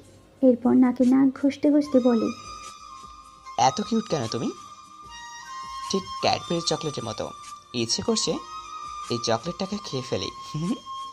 এত লুচু হয়ে গেছো কেন? মুখে কোনো কথাই আটকায় না। এত সুন্দর গার্লফ্রেন্ড যার আছে, সে যদি লুচ্চুগিরি না করে তাহলে কি করবে শুনি? তাহলে চলো বিয়ে করে ফেলি, তারপর যা চাই তাই পাবে। বিয়ে তো করবোই, আগে তোমার স্টাডি শেষ হোক। আর তাছাড়া তোমার আব্বু কি রাজি হবে আমার সাথে তোমার বিয়ে দিতে? কোথায় তুমি কোটিপতি বাবার একমাত্র মেয়ে, আর আমি তোমার বডিগার্ড। নিজের তো থাকার মতো কোনো আশ্রয় নেই। আমার আব্বুকে তুমি চেনো না আদিল, আমার সুখের জন্য আব্বু সব করতে পারে। আর আমি যতটুকু জানি আব্বু তোমাকে খুব বিশ্বাস আর পছন্দ করে, তাই 90% রাজি হবার চান্স আছে। আচ্ছা, আগে তুমি লেখাপড়া শেষ করো, তারপর তোমার আব্বুকে বলবো। এখন যে জন্য কাছে টানলে সেটা করো। আচ্ছা, আমার সাথে দেখি তোমার আদর খাওয়ার বেশি ইচ্ছে, তাহলে হয়ে যাক। বলেই আদিল মেঘার চুলে হাত ডুবিয়ে দেয়, অন্য হাত মেঘার পিঠে রেখে আরও কিছুটা নিজের সাথে মিশিয়ে নেয়। দুজনের মাঝে এখন এক চুল পরিমাণ দূরত্ব নেই। ধীরে ধীরে আদিল মেঘার গোলাপি ঠোঁটে নিজের ঠোঁট ডুবিয়ে দেয়। 5 মিনিট পর ছেড়ে দিয়ে একে অপরের চোখের দিকে তাকিয়ে বড় বড় নিঃশ্বাস নিচ্ছে। মেঘা লজ্জা পেয়ে আদিলের বুকে মুখ লুকায়। আদিল তার বাহু ডোরে বেঁধে নিয়ে মেঘাকে। বিকালে আদিল আর মেঘা ড্রয়িং রুমে বসে টিভিতে শাহরুখ খানের ডন মুভি দেখছে। হঠাৎ কলিং বেল বেজে ওঠে। মেঘা গিয়ে দরজা খুলে দেখে কণা। আরে কণা, তুই আয়, ভেতরে আয়। বয়ফ্রেন্ড পেয়ে তো আমাকে ভুলেই গেছিস। তোকে কি আমি ভুলতে পারি, আমার গুলুমুলু বান্ধবীটা? হয়েছে, আর ঢং করতে হবে না। তা আমার হবু দুলাভাই কোথায়? আয়, ভেতরে বসে আছে। এরপর কণা মেঘার সাথে ভিতরে এসে দেখে আদিল খুব মনোযোগ দিয়ে মুভি দেখছে। কণা বলে, এই যে হবু দুলাভাই, এত মনোযোগ দিয়ে মুভি দেখছেন, কেউ যে এসেছে সেই দিকেও একটু খেয়াল করুন। আদিল কণার দিকে তাকিয়ে বলে, আরে কণা, তুমি এসো, আসলে এই মুভিটা আমার ভালো লাগে। এই মুভিতে তো শাহরুখ ডন হয়েও সবার চোখে ভালো মানুষ হয়ে থাকে। এই মুভি দেখে কি শিখছেন দুলাভাই? আমাদের সমাজে এমন অনেক মানুষ আছে যাদের দেখতে খুব সাধারণ আর বোকা মনে হয়, কিন্তু দেখা যায় তারাই অনেক বড় বড় মাফিয়া। আচ্ছা হয়েছে, এত জ্ঞান দিতে হবে না, তুমি মুভি দেখো, আমি কণাকে নিয়ে রুমে যাচ্ছি। বলেই মেঘা কণাকে নিয়ে রুমে চলে যায়। আদিল মুচকি হাসে। হঠাৎ আদিলের মোবাইলে টং করে একটা মেসেজ আসে। ওপেন করতেই দেখে তার দাদু সেই লোকটার ইনফরমেশন দিয়েছে। আদিল মনে মনে বলে, আমি জানতাম এটা এর কাজ, প্রথম দিন থেকেই এর উপর আমার সন্দেহ ছিল। জাস্ট ওয়েট অ্যাট ওয়াস। বলে আবার মুভি দেখতে থাকে। কণা মেঘা রুমে এসে বলে, কি রে, এভাবে দুলাভাইয়ের সামনে থেকে নিয়ে আসলি কেন? ভয় নেই, তোর জিনিস আমি নিব না। দেখ, আগে কথা শোন। কাল নয়ন আদিলের সাথে ঝামেলা করলো, আর আজ সকালে লাশ হয়ে গেল। এটা আমার কাছে একটু কেমন রহস্যময় লাগছে। এখানে রহস্যের কি আছে? তোর কি মনে হয় আদিল ভাই এসব করেছে? দেখ, আদিল ভাইকে দেখে মনে হয় না ওনার দ্বারা এসব সম্ভব। তুই একটু বেশিই ভাবছিস। আর নয়নের কত লোকের সাথে ঝামেলা, তাদের মধ্যে কেউ হয়তো মেরেছে। এটাও হতে পারে, কিন্তু আজ 2 দিন ধরে আদিলের ব্যবহার আমার কাছে একটু কেমন সন্দেহজনক লাগছে। কোথাও আদিল মাফিয়া নয় তো? এসব আমি কি করে জানবো?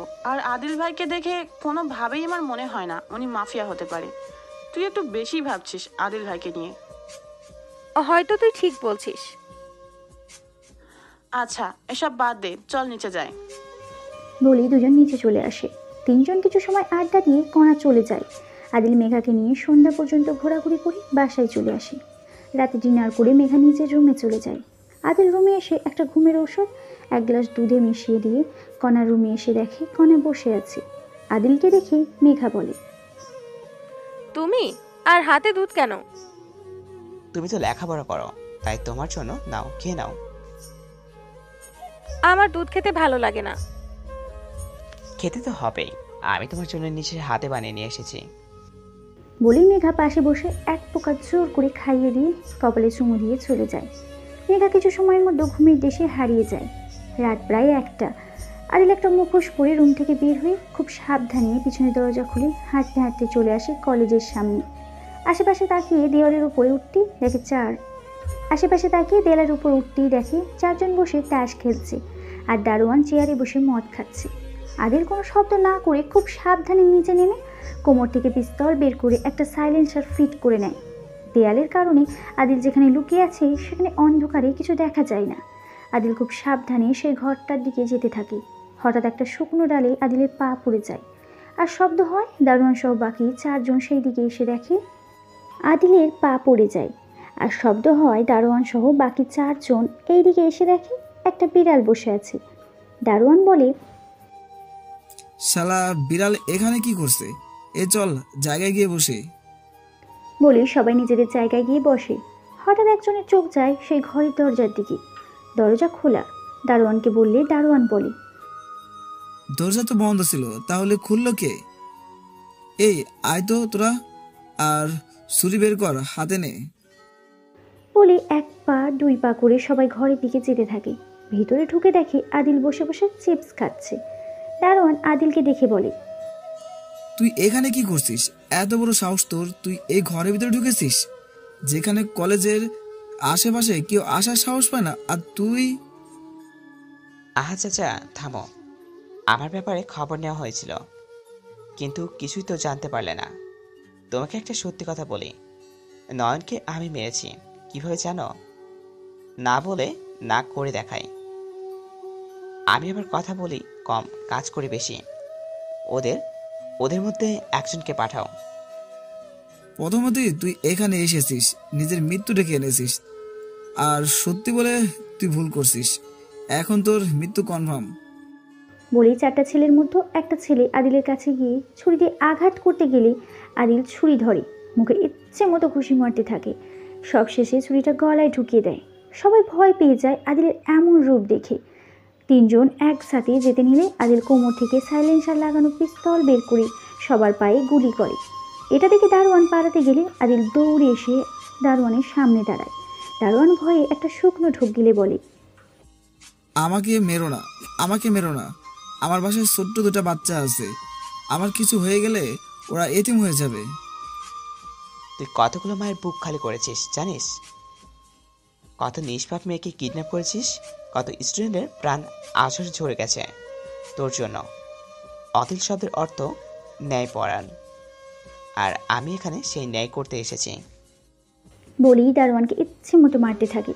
দারোয়ান চিৎকার করার চেষ্টা করলে আদিল মুখের ভিতর পিস্তল নল ঢুকিয়ে দেয়। আশেপাশে তাকিয়ে একটা গাছের ডাল ভেঙে ইচ্ছে মতো পেটায়। এরপর টেনে ঘরের ভিতরে নিয়ে যায়। একটা ছুরি নিয়ে সবার ডান হাত আর ডান পা কেটে ফেলে। সবাই চটপট করছে। আদিল বলে, তোরে এত কষ্ট আমার সহ্য হচ্ছে না। আমি বরং তোদের শান্তির ব্যবস্থা করে দেই, আর তা হলো তোদের মৃত্যু। বলেই প্রথমে দারোয়ানের মাথায় শরীর থেকে আলাদা করে ফেলে। বাকি 3 জন ভয়ে পালাতে চাইছে, কিন্তু নড়াচড়া করতে পারছে না। আদিল এক এক করে সবাইকে মেরে ফেলে। এরপর এক এক করে সবাইকে গেটের সামনে শুইয়ে দিয়ে অন্য পাশে দেওয়ালে রক্ত দিয়ে বড় বড় করে লেখে, কেউ বাঁচবি না, সবাইকে এক এক করে সবাইকে মরতে হবে। বলে কাউকে কল করে গাড়ি নিয়ে আসতে বলে। সাথে সাথে 2টা গাড়ি চলে আসে। আদিল ঘরের ভিতরে ঢুকে সোরাঙের ঢাকনা তুলে আদিল আশেপাশে মোবাইলের লাইট অন করে দেখে এক পাশে লাইটের সুইচ অন করতেই আদিল দেখে নিচে গিয়ে প্রায় 30 থেকে 40 জন মেয়ে শুয়ে আছে। হঠাৎ লাইট অন হওয়ায় সবার ঘুম ভেঙে যায়। তাকিয়ে দেখে একটা ছেলে পুরো শরীরের রক্ত। আদিল বলে, তোমাদের ভয়ের কিছু নেই, আমি তোমাদের এখান থেকে নিয়ে যেতে এসেছি। তবে এখন কেউ বাড়ি ফিরবে না। এখন এই খেলার মেন পরিচালক শাস্তি দেওয়া বাকি। তোমরা এখন বাড়ি ফিরলে আমার সকল প্ল্যান মাটি হয়ে যাবে। চুপচাপ এক এক করে আমার সাথে এসো, আর ফার্স্ট বাইরে গাড়ি অপেক্ষা করতেছে, সবাইকে গাড়িতে বসো। আদিলের কথা শুনে সবাই এক এক করে বের হয়ে গাড়িতে উঠে বসে। আদিল ড্রাইভারের কাছে গিয়ে বলে, সবাইকে নিয়ে গোডাউনে রাখো, আর কারো কোনো ক্ষতি যেন না হয়। লেট করো না, সকাল হয়ে যাচ্ছে, ফার্স্ট যাও। এরপর ড্রাইভার আদিলের কথা মতো মেয়েগুলোকে নিয়ে চলে যায়। আর আদিল বাসায় ফিরে খুব সাবধানে রুমে গিয়ে ওয়াশরুমে গোসল করে নেয়। চেঞ্জ করে আজও তার ড্রেস বাইরে এসে আগুনে জ্বালিয়ে দেয়। রুমে এসে শুয়ে পড়ে। পরের দিন সকালে মেঘা ঘুম থেকে উঠে মাথা ধরে বসে আছে। মনে মনে বলে, হঠাৎ এমন হলো কেন রাতে? এখনো মাথাটা ব্যথা করছে। কোনো রকমে উঠে ফ্রেশ হতে চলে যায়। ফ্রেশ হয়ে এসে আদিলের রুমে এসে দেখে আদিল ঘুমাচ্ছে। কিছু না বলে নিচে চলে আসে। নিচে আসতেই মোহিত চৌধুরী বলে, আজও তোদের কলেজে খুন হয়েছে। কি বলছো আব্বু? আজ আবার কে খুন হয়েছে? দারোয়ান সহ 4 জন। কি? দারোয়ান চাচাকে কে মারবে আর কেন? সেটা তো আমিও বুঝতে পারছি না। গরিব লোল দারোয়ান, তার সাথে কার শত্রুতা থাকতে পারে? কি নির্মমভাবে মেরেছে, মাথা শরীর থেকে আলাদা করে ফেলেছে। আদিল নিচে আসতে গেলে সিঁড়ির ওপর থেকে সব শুনে একটা বাঁকা হাসি দেয়। মোহিত চৌধুরী সিঁড়ির দিকে তাকিয়ে দেখে আদিল। আরে আদিল, তুমি এসো। আদিল নিচে এসে একটা চেয়ার টেনে বসে বলে, আজ আবার কি হয়েছে আঙ্কেল? আর বলো না, রোজ রোজ এই কলেজ খুন হচ্ছে। ভয় করে মেয়েকে কলেজে পাঠাতে। আমি থাকতে মেঘার কিছু হবে না আঙ্কেল, আপনি নিন, চিন্তা করবেন না। তুমি আছো বলেই আমি নিশ্চিন্তে আছি। আচ্ছা, খাবার খেয়ে নাও এখন সবাই। খাবার খেয়ে যে যার রুমে গিয়ে শুয়ে থাকে। আদিল রুমে বসে আছে, হঠাৎ তার মোবাইলটা বেজে ওঠে। কল রিসিভ করে বলে, বলুন, সব কিছু ঠিক আছে তো? সব ঠিক আছে, বাট মেয়েগুলো বাসায় না পৌঁছে দিয়ে এখানে পাঠালে কেন? এই তো আমার প্ল্যান। এখন 2 জন বেঁচে আছে, আর এখন মেয়েগুলো না পেয়ে দুজনের মাঝে শত্রুতা শুরু হবে। এই বলবে তুই মেয়েগুলোকে সরিয়েছিস, ও বলবে তুই, আর দুজনের মধ্যে একজন বাঁচবে, তাকে আমি মারবো। তোমার মাথায় এত দিকে কাজ করে কি করে? এই জন্যই আমার নাম আদিল। আচ্ছা যাই হোক, মেয়েগুলো যেন কোনো ক্ষতি না হয়। আমি এখন রাখছি, কেউ শুনলে সমস্যা হবে। বলে আদিল কল কেটে পিছনে ঘুরে দেখে মেঘা দাঁড়িয়ে আছে, চোখ থেকে পানি পড়ছে। আদিল ভয় পেয়ে যায়। তুমি কখন আসলে এখানে? তার মানে এই খুনগুলো তুমি করেছো? আমার সন্দেহ তাহলে ঠিক ছিল। আসতে মেঘা, ভিতরে এসো, আমি তোমাকে সব বলছি, আর সব সত্যি আমি তোমাকে বলবো। আমার আর কিছু শোনার নেই। তুমি আমাকে এভাবে ঠকালে আদিল। তোমাকে বিশ্বাস করেছিলাম, ভেবেছিলাম তুমি শান্ত আর ভালো মানুষ, কিন্তু তুমি তো একটা খুনি। আদিল মেঘার কাছে গিয়ে টেনে ভিতরে এনে দরজা বন্ধ করে 2 ভাউ ধরে বলে, আস্তে কথা বলতে বলছি না? বললাম তো সব বলছি, তা কেন চিৎকার করছো? কি বলবে তুমি? এখনো তোমার বলার কিছু বাকি আছে? তুমি যা শুনছো সব সত্যি। হ্যাঁ, আমি নয়ন সহ আজকের 5 জনকে মেরেছি। কিন্তু কেন মেরেছি জানো? নয়নকে মেরেছো কারণ ও তোমাকে কলেজে অপমান করেছে, আর দারোয়ান চাচাকে তোমাকে কলেজের ভেতরে ঢুকতে দেয়নি বলে। কিন্তু কোন মেয়েদের কথা বলছিলে? মেয়েগুলো কি করেছে তোমার? মেয়েগুলো কি করেছে তোমার? তার মানে এতদিন আমাদের কলেজ থেকে যে মেয়েগুলো কিডন্যাপ হয়েছে, তুমি করেছো এগুলো? আমাকে কিছু বলতে দিবে? নিজের মতো করে গল্প বানিয়ে যাচ্ছ। বলো, আমি জানতে চাই কেন এগুলো করেছো তুমি? এখানে সমস্যা আছে, তুমি আমার সাথে বাইরে চলো, আমি তোমাকে সব বলবো। আজ কে আমি, কেন এখানে এসেছি, আর কেনই বা তোমাদের বাসায় থাকে। বাট তুমি শুধু নিজেকে একটু কন্ট্রোল করো, আর তোমার আব্বুকে এখন কিছু বুঝতে দিও না। অনেক কথা বলার আছে তোমাকে। ও, আজ আমাকে বাইরে নিয়ে গিয়ে কিডন্যাপ করবে তাই না? আমি আব্বুকে সব বলে দিব। Shut up. তোমাকে কিডন্যাপ করা হলে আরো আগে করতে পারতাম। যেদিন তুমি আমাকে হাতিঝিল ব্রিজে খুঁজতেছিলে, তোমার বাসার সামনে আমাকে দেখে রাতে বের হয়েছিলে। সেদিন আমার পিছনে পিছনে কলেজে গিয়েছিলে রাত 1টায়। গতকাল আমাকে ফলো করতে করতে আমার অটো পিছনে নিয়েছিলে। মানে এতদিন আমি যে তোমাকে এখানে ওখানে দেখেছি সব সত্যি ছিল, আর তুমি আমাকে দেখে লুকিয়ে যেতে।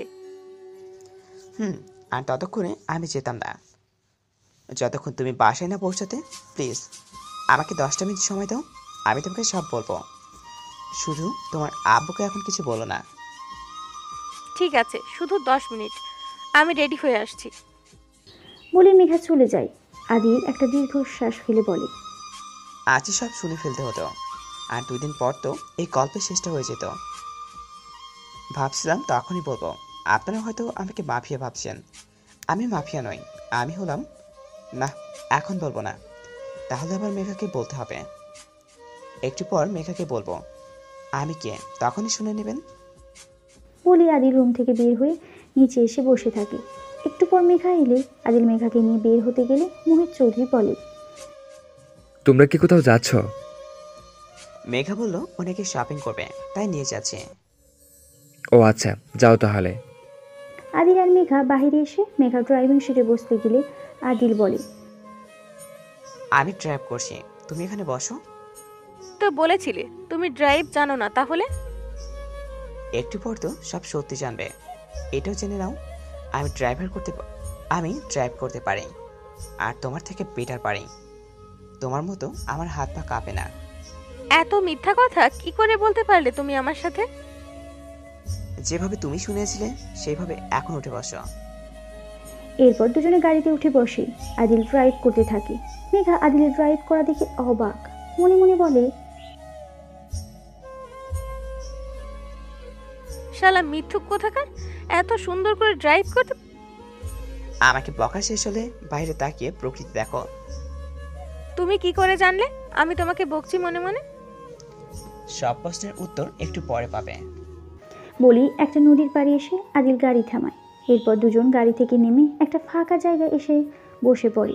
মেঘা বলে, এবার বলো কে তুমি, আর এখানে কেন এসেছো, আর এদের কেন মেরেছো? বলবো তো, এত হাইপার হচ্ছ কেন? বলার জন্যই তো এনেছি, আগে বলো কি খাবে। আমি এখানে কিছু খেতে আসিনি, সত্যি জানতে এসেছি। এই, তোমাদের মেয়েদের একটা সমস্যা, একটু ধৈর্য ধরতে পারো না। বলবো বলেই তো এখানে নিয়ে আসলাম। নেই। আমি যাকে ভালোবাসি সে 6 জনকে খুন করেছে, কেন করেছে সেটা আমি জানতে চাই। তুমি যাকে ভালোবাসো সে সাধারণ কেউ না, সিআইডি অফিসার আদিল চৌধুরী। আদিলের কথা শুনে মেঘা হাঁ করে আদিলের দিকে তাকিয়ে আছে। আদিল মেঘাকে এভাবে তাকাতে দেখে বলে, এভাবে হাঁ করে না থেকে মুখ বন্ধ করো, মুখে মশা যাবে। তুমি সিআইডি অফিসার? তাহলে এই যে মুচির কাজ করা, আমাদের বাসায় আমার বডিগার্ড হওয়া, এসব কেন? তোমার কলেজে যে রোজ রোজ মেয়েদের কিডন্যাপ করা হয় আর কোনো না কোনো ছেলেদের লাশ পাওয়া যেত, এর সাথে নয়ন দারুণ জড়িত ছিল। আর ওই 4 ছেলের ওদের হয়ে কাজ করত। পুলিশ সবকিছু জেনেও চুপ করে আছে মৃত্যুর ভয়ে। আর তখন এই রহস্যের উদ্ঘাটন করার দায়িত্ব পড়ে সিআইডির ওপর। আর আমি স্যারের সাথে কথা বলে সব শুনে এই কেসের দায়িত্ব স্যার আমাকে দেয়। আর আমি সব কিছু জানার জন্য প্রথমে মুচির কাজ করি, কিন্তু কলেজের ভিতরে যেতে পারছিলাম না। তাই আমার লোকজন দিয়ে তোমার আব্বুর আটক করাই। তোমার আব্বুর খুব পাওয়ার, তাই তোমার আব্বুর সাথে থাকতে চেয়েছিলাম। আর তাই হলো, আমি তোমার বডিগার্ড হয়ে কলেজের ভিতরে গেলাম। আর কাল ওদের মেরে মেয়েগুলো আমার কাছে রেখেছি, 40 জন মেয়ে। তাহলে মেয়েগুলোকে কেন বাসায় পৌঁছে না দিয়ে তোমার কাছে রেখেছো? যাদের মেরেছি ওরা শুধু খেলোয়াড় ছিল, এই দলের ক্যাপ্টেন আর কোচ এখনো বাকি আছে। তাই কারা তারা তুমি জানো? একজন হলো তোমাদের প্রিন্সিপাল, দলের ক্যাপ্টেন, আর একজন কে বলো? তুমি গাড়িতে গিয়ে বসো ফার্স্ট। কেন, কি হয়েছে? একটা কথা বাড়িও না, যা বললাম তাই করো। মেঘা কিছু না বলে চুপচাপ গিয়ে গাড়িতে উঠে বসে। আদিল বসা থেকে উঠে কোমর থেকে পিস্তল বের করে। আশেপাশে তাকিয়ে দেখে 6 জন তার দিকে পিস্তল ধরে রেখেছে। এটা দেখে মেঘা একটু অবাক হয়। আদিল সবার দিকে গুলি করতে থাকে। কিছু সময় গোলাগুলি হয়। 6 জন সবাই মারা গেছে আদিলের গুলিতে। ওদের ছোড়া একটা গুলি এসে আদিলের হাতে লাগে। মেঘা গাড়ি থেকে নেমে দৌড়ে এসে আদিলকে জড়িয়ে ধরে কান্না করতে করতে বলে, তোমার তো গুলি লেগেছে, রক্ত পড়ছে, এসো আমার সাথে। আমি ঠিক আছে, সামান্য একটা গুলি আমার কিছু করতে পারবে না। বাট ওরা জানলো কি করে আমি এখানে? ওরা কারা ছিল তুমি জানো? তোমার মোবাইলটা দাও তো। মোবাইল দিয়ে কি হবে? কাজ আছে, দাও। মেঘা আদিলের দিকে মোবাইল এগিয়ে দেয়। ভালো করে মোবাইলটা ঘুরিয়ে ঘুরিয়ে দেখছে আদিল। মেঘা বলে, মোবাইলে এমন করে কি খুঁজছো? না, তোমার মোবাইলটা অনেক সুন্দর, তাই বলছিলাম। বলে ইশারায় বলে চুপ করতে। এরপর মোবাইলের কভার খুলে ভিতরে দেখে একটা মিনি মাইক্রোফোন। মেঘা নিজেও বেশ অবাক হয় এটা দেখে। আদিল বাঁকা হাসে, মাইক্রোফোনটা পানিতে ছুঁড়ে ফেলে। মেঘা বলে, এটা কি? আর আমার মোবাইলে কি করে এলো? এটা একটা মাইক্রোফোন, এর সাহায্যে তুমি এবং আমি যা কথা বলছি সব তোমার আব্বু শুনে নিয়েছে। আব্বু শুনেছে? মানে কি বলছো তুমি? আব্বু কেন আমার মোবাইলে এগুলো লাগাবে? তুমি জানতে চাইলে না আরেকজন কে? তুমি তো তখন একজনের নাম বলে চুপ হয়ে গেলে। ওই আরেকজন আর কেউ নয়, তোমার আব্বু। হোয়াট? এটা কখনোই হতে পারে না আদিল। আমার আব্বু এমন না, আমি বিশ্বাস করি না। বিশ্বাস করতে হবে মেঘা, কারণ এটা সত্যি। আচ্ছা, তুমি একটা বিষয়কে কখনো খেয়াল করেছ? তোমার কলেজ থেকে রোজ মেয়েদের কিডন্যাপ করা হয়, কিন্তু তোমাকে কেন করেনি? এটা একটু ভাবো তো। আমাকে কিডন্যাপ না করার সাথে আব্বুর কি সম্পর্ক? তোমাকে এই জন্য কিডন্যাপ করা হয়নি কেন? এই খেলোয়াড়ের মূল কারিগর হলো তোমার আব্বু। সবাইকে দেখাই সে একজন businessman, but he is a criminal. তোমাদের বাসায় আমি কেন এসেছি একটু ভাবো। সে তো তুমি আব্বুর জীবন বাঁচিয়েছো, তার জন্য আব্বু তোমাকে আমার বডিগার্ড হিসেবে রেখেছে। এটা পুরোই আমার প্ল্যান। সেই দিন তোমার আব্বুর উপর যারা অ্যাটাক করেছিল তারও সিআইডি অফিসার ছিল। আমি আরও আগে জানতে পারি তোমার আব্বুর সাথে জড়িত। তখন তোমার আব্বুর আশেপাশ থেকে আমার প্রমাণগুলো সংগ্রহ করার প্রয়োজন ছিল, আর তাই আমার তোমাদের বাসাতে আসা। আর আমি এসে সাকসেস হয়েছে। তোমার আব্বুর মোবাইল থেকে সকল প্রমাণ আমি নিয়ে নিয়েছি। তোমার আব্বুর কনভারসেশন সহ সকল প্রমাণ আমার হাতে চলে এসেছে। আর এই ছেলেগুলো আর কেউ না, তোমার আব্বু লোক যারা আমাকে মারতে এসেছিল। আদিলের কথা শুনে মেঘার চোখে পানি ছলছল করছে। তার আব্বু এত খারাপ এটা সে ভাবতেও পারছে না। মেঘা বলে, আর আমার সাথে কি তাহলে ভালোবাসার অভিনয় করেছো আব্বুকে ধরার জন্য? না মেঘা, তোমাকে আমি সত্যি ভালোবাসি। তোমার আব্বুকে ধরার জন্য আমি তোমাকে ব্যবহার করে নিই। আমার আব্বু এতদিন ভালো মানুষের মুখোশ পরেছিল, আমি বিশ্বাস করতে পারছি না আদিল আমার আব্বু এতটা নোংরা কাজ করতে পারে।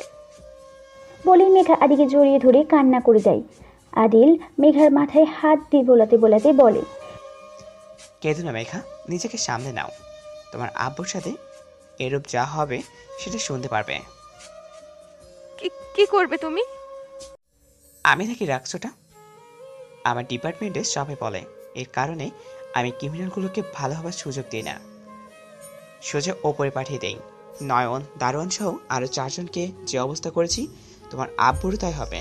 তোমার আব্বু এখন পর্যন্ত 30 জন স্টুডেন্টকে মেরেছে, 20 জন কলেজ ছাত্রীকে পাচার করেছে। আর আমার কাছে এই অপরাধের শাস্তি শুধুই মৃত্যু। মেঘা কিছু বলতে পারছে না, কি বা বলবে। এতগুলো ছাত্রকে খুন করেছে, মেয়েগুলোকে পাচার করেছে। মেঘা চোখে পানি মুছে বলে, আমি আর ওই বাড়িতে ফিরবো না, তোমার সাথে আমাকে নিয়ে যাও। ওই লোকটার মুখটাও আমি আর দেখতে চাই না। বাড়ি ফিরলেও আর দেখতে পাবে না। তোমার আব্বু আমার কাছে, আমার লোকজন তুলে নিয়ে গেছে। কি বলছো? কখন? তোমাকে নিয়ে বের হওয়ার সময় আমি স্যারকে ইনফর্ম করে দিই, আর সাথে 4 জন পুলিশ অফিসারকেও। পুলিশকে কেন তুলে নিয়ে গেছো? এরা কি করেছে? এই চক্রের সাথে ওই 4 জন পুলিশে জড়িত, আর কিছু সময়ের মেহমানেরা। এখন চলো, ডক্টরের কাছে যাবে, অনেক রক্ত পড়ছে। এসব আমার জন্য কিছুই না, এর চেয়ে বেশি কিছু হলেও আমার কিছু হবে না। আগের কথা আর এখনকার কথা এক নয়। এখন তোমার জীবনের সাথে আমার জীবনও জড়িয়ে আছে। তোমাকে সবাই ভয় পেলেও এখন থেকে আমাকে তোমায় ভয় পেতে হবে। চলো। আদিল মুচকি হেসে মেঘাকে নিয়ে হসপিটালে এসে হাত থেকে গুলি বের করে হাতে ব্যান্ডেজ করে নেয়। এরপর হসপিটাল থেকে বের হয়ে মেঘাকে নিজের বাসায় চলে আসে। মেঘা গাড়ি থেকে নেমে হাঁ করে আছে। মেঘা বলে, এটা কি বাড়ি নাকি রাজপ্রাসাদ? এত বড় বাড়ি তোমার? এটাই আমার বাড়ি, চলো ভিতরে। বলে দুজনে হাঁটতে থাকে। দারোয়ান আদিলকে দেখে সালাম দেয়। আদিল সালামের জবাব দিয়ে ভিতরে গিয়ে কলিং বেল বাজায়। বাসার কাজের লোক এসে দরজা খুলে আদিলকে দেখে আদিলের দাদুকে ডাকে। দাদু এসে আদিলকে জড়িয়ে ধরে বলে, এই বুঝি তোর আসার সময় হলো? এই বুড়োর কথা মনে থাকে না তাই না? দাদু আবার শুরু করলে? এই তো চলে এসেছি, আর যাব না তোমার থেকে দূরে। সত্যি বলছিস তো নাকি ডব দিচ্ছিস? সত্যি বলছি দাদু। আর এই দেখো কাকে নিয়ে এসেছি। দাদু মেঘার দিকে তাকিয়ে বলে, এটা বুঝি আমার ডার্লিং? বুড়ো, এটা তোমার না, আমার। আচ্ছা, তুমি মেঘার সাথে পরিচয় হও, আমাকে একটা কাজে যেতে হবে। বলেই আদিল মেঘাকে দাদুর সাথে রেখে বের হতে গেলে মেঘা বলে, কখন আসবে বাসায়? এই বুড়োটাকে বুঝি পছন্দ হয় না আমার ডার্লিংয়ের। মেঘা মুচকি হাসে। আদিল একটু পরে আসবে বলে চলে আসে গোডাউনে। এসে দেখে মোহিত চৌধুরী সহ 4 জন পুলিশকে বেঁধে রেখেছে। আদিল এসে একটা চেয়ার টেনে মোহিত চৌধুরীর সামনে বসে বলে, মিস্টার মোহিত চৌধুরী, নামে বিজনেসম্যান আর কাজে ক্রিমিনাল। আমাকে ছেড়ে দে আদিল, তুই জানিস না আমি তোর কি করতে পারি। নিজেকে আগে এখান থেকে তো ছাড়া, তারপর আমাকে কিছু করবে। তোর পাপের ভান্ডার পূর্ণ হয়ে গেছে। বলে আদিল চেয়ার থেকে উঠে হাতে একটা রড নিতেই আদিলের সিনিয়র অফিসার বলে, আদিল কি করছো? রড দিয়ে কি করবে? ওদের আইনের হাতে তুলে দেওয়াই আমাদের কাজ। কেন স্যার? যাতে ছাড়া পেয়ে আবার নিরীহ ছাত্রছাত্রীর জীবন নষ্ট করতে পারে? আপনি আমার সম্পর্কে খুব ভালো করে জানেন। আমার ডিকশনারিতে অন্যায়ের শাস্তি মৃত্যু। কিন্তু আদিল, নো মোর কিন্তু স্যার, এদের জীবনের পথ চলা এই প্রশান্ত। বলে আদিল রড দিয়ে মোহিত চৌধুরীর পায়ে নিজের শরীরের সমস্ত শক্তি দিয়ে আঘাত করে। মোহিত চৌধুরী চিৎকার করে ওঠে। এত জোরেই চিৎকার করে যে পুরো গোডাউন কেঁপে ওঠে। 4 জন পুলিশ ভয়ে শুকনো ঢোক গেলে আদিল রডটা মোহিত চৌধুরীর গলায় চেপে ধরে বলে, কতগুলো মেয়ের জীবন তোর জন্য নষ্ট হয়ে গেছে, আজ তোকে এতটা যন্ত্রণা দিয়ে মারবো যে তুই মৃত্যুর জন্য আমার কাছে ভিক্ষা করবি। বলে ইচ্ছে মতো রড দিয়ে মারতে থাকে মোহিত চৌধুরীকে। মারতে মারতে রক্তাক্ত করে ফেলে। তবু যেন আদিলের রাগ কমছে না। আশেপাশে তাকিয়ে কিছু না পেয়ে কিছু চেয়ারটা ছুঁড়ে মারে। এরপর ভাঙা একটা টুকরো হাতে নিয়ে ইচ্ছে মতো সারা শরীরে আঘাত করতে থাকে। মোহিত চৌধুরী যন্ত্রণায় চটপট করছে। পুলিশগুলো ভয় কাঁপছে। আদিলের স্যার এই দৃশ্য দেখে চোখ বন্ধ করে ফেলে। আদিল মোহিত চৌধুরীর বুকে লাথি মারতেই চেয়ার নিয়ে নিচে পড়ে যায়। আদিল মোহিত চৌধুরীর গলায় পা দিয়ে চেপে ধরে। মোহিত চৌধুরী ছোটাছুটি করতে করতে মারা যায়। এরপর আদিল পুলিশগুলোর কাছে গিয়ে বলে, আইনের পোশাক পরে বেআইনি কাজ করতে তোদের বুক একবারও কাঁপলো না? তোদের সরকার এই পোশাকটা দিয়েছে গরিব অসহায় মানুষদের সেবা করার জন্য, আর তোরা এদের মতো লোকদের থেকে টাকা খেয়ে সেই গরিব মানুষের ক্ষতি করিস। নিজেদের সততা বিক্রি করে দিয়েছিস টাকার কাছে। টাকা টাকা টাকা, আজ দেখি তোদের টাকা তোদের বাঁচতে পারে কিনা। বলে আদিল হাতে থাকা ভাঙা চেয়ারের টুকরো দিয়ে হাতে পায়ে ইচ্ছে মতো আঘাত করতে থাকে। পুলিশগুলো ছটপট করছে। এরপর এক এক করে সবাইকে ভাঙা চেয়ারের টুকরো দিয়ে গলায় ঢুকিয়ে দেয়। ছটপট করতে করতে 4 জন মারা যায়। আদিল একটা চেয়ারে বসে মাথা নিচু করে বড় বড় নিঃশ্বাস নিচ্ছে। রক্ত আদিলের সারা শরীরে লাল হয়ে গেছে। আদিলের স্যার এসে আদিলের কাঁধে হাত রাখতেই আদিল স্যারের দিকে তাকায়। স্যার বলে, এতটা রাগ ভালো নয় আদিল। রাগের মাথায় এদের তো মেরে ফেললে, এখন ওপরে কি জবাব দিব? সবার লাশগুলো রাতের অন্ধকারে কলেজে কেটে ফেলে দিয়ে আসার ব্যবস্থা করো। এখন একজন বাকি, তাকে মরতে হবে। আর মেয়েগুলোকে তাদের বাসায় দেবার ব্যবস্থা করো। ঠিক আছে, আমি দেখছি। তুমি ভালো করে ফ্রেশ হয়ে নাও, রক্তে পুরো শরীর লাল হয়ে আছে। আদিল উঠে ওয়াশরুমে চলে যায়। স্যার 3 জন অফিসারকে বলে মেয়েগুলোকে তাদের বাসায় পৌঁছে দিতে। অফিসারগুলো মেয়েগুলোকে নিয়ে যার যার বাসায় চলে যায়। আদিল ফ্রেশ হয়ে ড্রেস চেঞ্জ করে বাসায় চলে আসে। আদিল বাসায় আসতেই দাদু বলে, দাদু ভাই, অনেক ক্রিমিনালদের পিছনে ছুটেছিস, এবার বিয়েটা করে নে। আমি আর কতদিন বাঁচবো জানি না, তোর বিয়েটা দেখে যেতে চাই। ঠিক আছে দাদু, তুমি বিয়ের ব্যবস্থা করো। মেঘা কোথায়? তোর রুমে ঘুমিয়ে আছে। খুব ক্লান্ত লাগছে তোকে, যা রুমে গিয়ে রেস্ট নে। আদিল ঠিক আছে বলে রুমে এসে দেখে মেঘা ঘুমিয়ে আছে।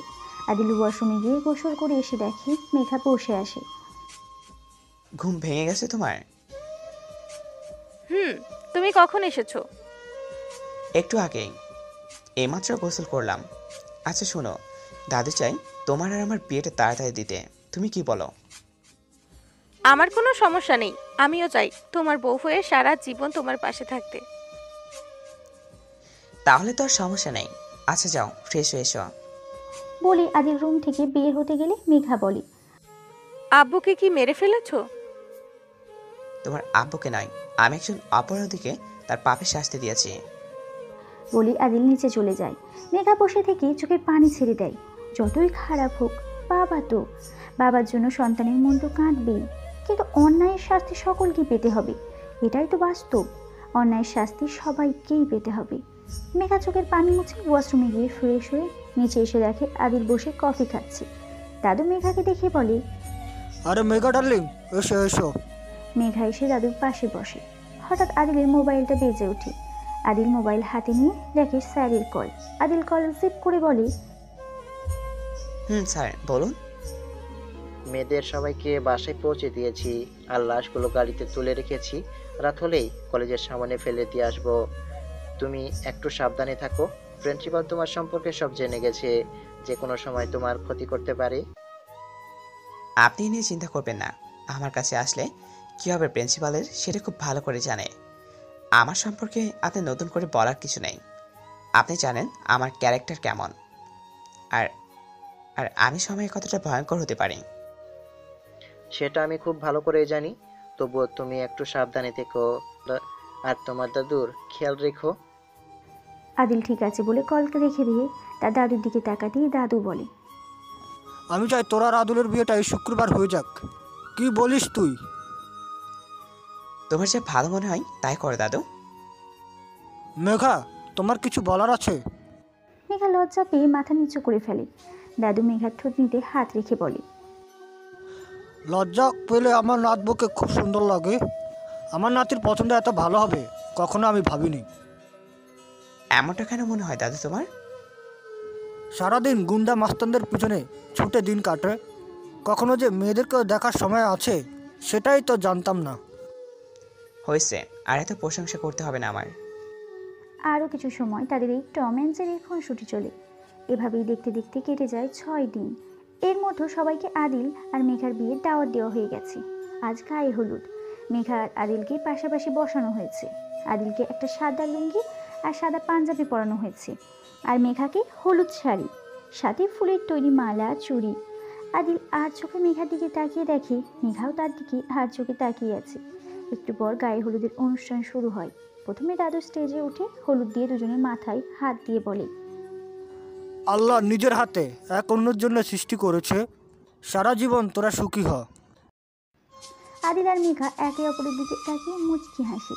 এরপর এক এক করে সবাই হলুদ নিয়ে হলুদের অনুষ্ঠান শেষ করে। আদিল একটা গিটার হাতে নিয়ে মেঘার দিকে তাকিয়ে গাইতে শুরু করে, তোর বর্ষা চোখে ঝরতে দেব না বৃষ্টি, তুই জাগবি সারা রাত, আমি আসবো হঠাৎ, তোর শুকনো ঠোঁটে ফোটাবো প্রেমের হাসি, তোকে প্রাণের চেয়ে বড় বেশি ভালোবাসি। গান শেষে সবাই হাততালি দিতে থাকে। এরপর আদিল মেঘাকে তার রুমে রেখে নিচে এসে শুয়ে পড়ে। পরের দিন সকালে সবাই কাজে ব্যস্ত। সব কিছু শেষ করতে করতে বিকাল হয়ে যায়। পার্লার থেকে মেয়েরা এসে মেঘাকে সাজাচ্ছে। আদিল অন্য রুমে রেডি হচ্ছে। তখন স্যার বলে, আজ পর্যন্ত তোমার জীবনের নতুন পথ চলা শুরু। এখন থেকে তোমারও পিছু টান থাকবে। এবার নিজের রাগটাকে একটু কন্ট্রোল করো। নিজের রাগটাকে কন্ট্রোল করতে পারবো কিনা জানি না স্যার, তবে পিছু টান থাকবে। তবে আমার ক্যারেক্টার চেঞ্জ হবে না। আমার মিশনে এখনো একজন আছে, তাকে শেষ করার পর আমি শান্ত হব। তুমি সত্যি কখনো চেঞ্জ হবে না। আচ্ছা, এখন রেডি হয়ে নাও, সবাই নিচে অপেক্ষা করছে। আদিল ঠিক আছে বলে শেরওয়ানি পরে রেডি হয়ে নেয়। একটু পর আদিল গিয়ে স্টেজে বসে পড়ে। কণা মেঘাকে বলে, দুলা ভাই আজ তোকে দেখলে 100% বেহুশ হয়ে যাবে। আমি যদি ছেলে হতাম তাহলে তোকে নিয়ে এখন পালিয়ে যেতাম বান্ধবী। চুপ কর লুচি, একটু লজ্জা করে না তোর? কি বলে যাচ্ছিস? লজ্জা তো আজ তুই পাবি বান্ধবী। একটু পর বিয়ে, তারপর বাসর রাত। আজ তোর সব কিছু দুলা ভাই চুরি করে নিবে। মেঘা লজ্জা পেয়ে মাথা নিচু করে ফেলে। কণা শব্দ করে হেসে দেয়। একটু পর কণা মেঘাকে নিয়ে স্টেজে এসে আদিলের পাশে বসিয়ে দেয়। আদিল এক দৃষ্টিতে মেঘার দিকে তাকিয়ে আছে। দাদু আদিলের কানে কানে বলে, এমন করে তাকিয়ে থাকিস না, বেহুশ হয়ে যাবি। আদিল লজ্জা পেয়ে মাথায় নিচু করে মুচকি হাসে। একটু পর কাজী সাহেব বিয়ের কাজ সম্পূর্ণ করে। কণা মেঘাকে নিয়ে স্টেজে থেকে নামতে গেলে হঠাৎ চারপাশ থেকে বৃষ্টির মতো গুলি আসতে থাকে। দাদু একজনকে আদিলকে লক্ষ্য করে গুলি ছুটতে দেখে আদিলকে ধাক্কা দিয়ে সরিয়ে দেয়, আর গুলি এসে সোজা দাদুর বুকে লাগে। আদিল দাদুকে ধরে বসে কান্না করতে করতে বলে, দাদু, এটা তুমি কি করলে? আমি তোমার কিছু হতে দেব না, আমি তোমাকে বাঁচাবো। তোর চোখে পানি মানায় না দাদু ভাই। আমাকে হসপিটাল নিয়ে কোনো লাভ নেই, আমার সময় শেষ। মেঘাকে বাঁচা যা। বলে দাদু আদিলের কোলে ঢলে পড়ে। আদিল দাদুকে ধরে চিৎকার করে ডাকতে থাকে। মেঘার কান্না শুনে সেই দিকে তাকিয়ে দেখে মেঘা কণাকে কোলে নিয়ে বসে কান্না করছে। আদিল কণার কাছে গিয়ে বসতেই কণা বলে, দুলা ভাই, আমার বান্ধবীর খেয়াল রাখবেন। আপনাদের দুজনকে নিয়ে অনেক কিছু ভেবে রেখেছিলাম, কিন্তু উপরওয়ালা সেই সুযোগটা আমায় দিল না। আপনি মেঘাকে নিয়ে এখান থেকে চলে যান। আমার ভুলের জন্য আজ এত কিছু হয়ে গেল। আমি কি করে এতটা কেয়ারলেস হতে পারলাম? কণা মেঘার কোলে ঢলে পড়ে। মেঘা আদিলকে জড়িয়ে ধরে কান্না করে দেয়। হঠাৎ মেঘা দেখে একটা ছেলে আদিলের দিকে পিস্তল তাক করে আছে। গুলি করতে মেঘা আদিলকে ধাক্কা দিয়ে সরিয়ে দেয়, আর গুলি এসে মেঘার ডান হাতে লাগে। আদিল মেঘাকে জড়িয়ে ধরে বলে, মেঘা, তুমি এটা কি করলে? আমার জন্য আর কতজন মরবে? আমি কাউকে ছাড়বো না, সবাইকে আমি শেষ করে দিব। তুমি শুধু 5 মিনিট অপেক্ষা করো, জাস্ট 5 মিনিট। বলে আদিল উঠে একজনের হাত থেকে পিস্তল কেড়ে নেয়, এক এক করে সবাইকে মেরে ফেলে। দৌড়ে এসে মেঘাকে কোলে করে দৌড়াতে দৌড়াতে হসপিটালে চলে এসে ডক্টরকে ডাকতে থাকে। ডক্টর, ডক্টর, কে কোথায় আছে? ডক্টর। ডক্টর নার্স দৌড়ে এসে দেখে সিআইডি অফিসার আদিল একটা মেয়েকে কোলে নিয়ে দাঁড়িয়ে আছে। ডক্টর আদিলের থেকে মেঘাকে স্ট্রেচারে করে নিয়ে অপারেশন থিয়েটারে নিয়ে যায়। আদিল অপারেশন থিয়েটারের বাহিরে দাঁড়িয়ে চোখের পানি ফেলছে। স্যার এসে আদিলের কাঁধে হাত রাখতেই আদিল স্যারকে জড়িয়ে ধরে কান্না করে দেয়। স্যার বলে, কেঁদো না আদিল, যা হয়ে গেছে তা তো আর বদলানো যাবে না। দাদুর কাছে যাও তুমি, আমি এখানে আছি। আমি কেন যে কোনো সিকিউরিটি রাখলাম না? আমার একটা ভুলের জন্য আজ দাদু কণা মারা গেছে। আমার মেঘার কিছু হবে না তো স্যার? মেঘার কিছু হবে না আদিল, তুমি দাদুর দাফনের ব্যবস্থা করো, আমি এখানে আছি। আমি প্রিন্সিপালের খেলা শেষ করে আসছি স্যার, আপনি মেঘার খেয়াল রাখবেন একটু। বলে আদিল চোখের পানি মুছে বাসায় এসে কিছু লোকজন নিয়ে দাদু আর কণার দাফন কাজ শেষ করে। দাদু কবর থেকে এক মুঠো মাটি হাতে নিয়ে বলে, আমি প্রিন্সিপালকে এতটা যন্ত্রণা দিয়ে মারবো দাদু যে ও মৃত্যুর জন্য আমার কাছে ভিক্ষা করবে। আমাকে তুমি মাফ করে দিও দাদু, আমি তোমাকে বাঁচাতে পারলাম না। আমার জন্য তুমি তোমার জীবন দিয়ে গেলে, তোমার খুনের বদলা আমি নিবই। বলে উঠে বাসায় এসে পিস্তল, একটা ছুরি, একটা স্ক্রুড্রাইভার আর 3টা ম্যাগাজিন গুলির সাথে করে নিয়ে বাসা থেকে বেরিয়ে চলে যায় প্রিন্সিপালের বাসায়। কিন্তু প্রিন্সিপাল বাসায় নেই। হঠাৎ আদিলের মোবাইল বেজে ওঠে। মোবাইল হাতে নিয়ে দেখে একটা আননোন নাম্বার। কল রিসিভ করতেই ওপাশ থেকে বলে, সেটি আদিল চৌধুরী। আমাকে খুঁজতে আমার বাসায় গিয়ে কী লাভ? তোমার গোডাউনে চলে আসো, তোমার বউ তোমার জন্য অপেক্ষা করছে, আর আমিও। আমার মেঘার কিছু হলে আমি তোকে ছাড়বো না। আমি আসছি প্রিন্সিপাল, আমি আসছি। বলে আদিল কল কেটে গাড়ি নিয়ে চলে আসে গোডাউনে। দরজা খুলে ভিতরে যেতে প্রিন্সিপাল বলে, অনেকদিন পর দেখা হলো তোমার সাথে। তোমার তো সিনেমায় অভিনয় করার কথা ছিল। কি নিখুঁত অভিনয়টা না করেছিলে, কখনো মুচি, কখনো বডিগার্ড। আমি শালা এতটাই মাথা মোটা নয়ন দারোয়ান মরার পরেও তোমার ওপর সন্দেহ করতে পারিনি। কিন্তু মোহিত যখন আমাকে বলল এই সব কিছু তুমি করেছো, আমি বিশ্বাস করতে পারিনি। কিন্তু মোহিতের বাসায় সিসিটিভি ফুটেজ দেখে আমার তো বাকরুদ্ধ হয়ে গেছিলাম। আর এই মেয়েটা নিজের বাবার খুনিকে কি করে বিয়ে করলো বুঝতে পারছি না। যাই হোক, একটু দেরি হয়ে গেল আজ। তোকে মেরে সব কাহিনী এখানে শেষ করে দেব। এই গল্পের নায়ক আমি, আর ভিলেন তুই। ভিলেনের হাতে নায়কের মৃত্যু হলে পাবলিক তো আমার উপর হাসবে, আর দেখি কে কাকে মারতে পারে। প্রিন্সিপাল তার লোকজনকে বলে আদিলকে মারতে। আদিল কোমর থেকে স্ক্রুড্রাইভার বের করে সবার বুকে গলায় ঢুকিয়ে দেয়। প্রিন্সিপাল বলে, এই সিআইডি থাম, আর একদম সামনে এগোলে তোর বউ আর স্যারের লাশ ফেলে দিব। আদিল মারা বন্ধ করে থেমে যায়। প্রিন্সিপাল আদিলের কাছে এসে হাত থেকে স্ক্রুড্রাইভার নিয়ে আদিলের ডান হাতে ঢুকিয়ে দেয়। আদিল হাত ধরে চোখ বন্ধ করে ফেলে। প্রিন্সিপাল হাসতে হাসতে বলে, কষ্ট হচ্ছে সেই দিয়ে ভাব কতটা কষ্ট দিয়ে তুই আমার লোকদের মেরেছিস। এক এক করে সবাইকে তুলে আমার থেকে কেটে নিয়েছিস। কেড়ে নিয়ে বিয়ে করে সুখ শান্তিতে জীবন কাটাবি, এটা তুই ভাবলি কি করে? তোর শত্রু তো আমার সাথে, আমাকে মেরে ফেল, কিন্তু আমার ওয়াইফ আর স্যারকে ছেড়ে দে।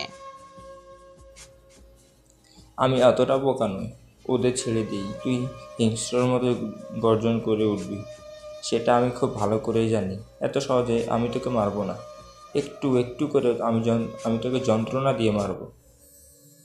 বলি আদিলকে হকি স্টিক দিয়ে মারতে থাকি। মারতে মারতে রক্তাক্ত করে ফেলেছি। আদিল মাটিতে পড়ে আছে। প্রিন্সিপাল আদিলের মাথার পাশে বসে চুল ধরে টেনে মুখ ওপরের দিকে করে বলে, কিরে তোর দম শেষ?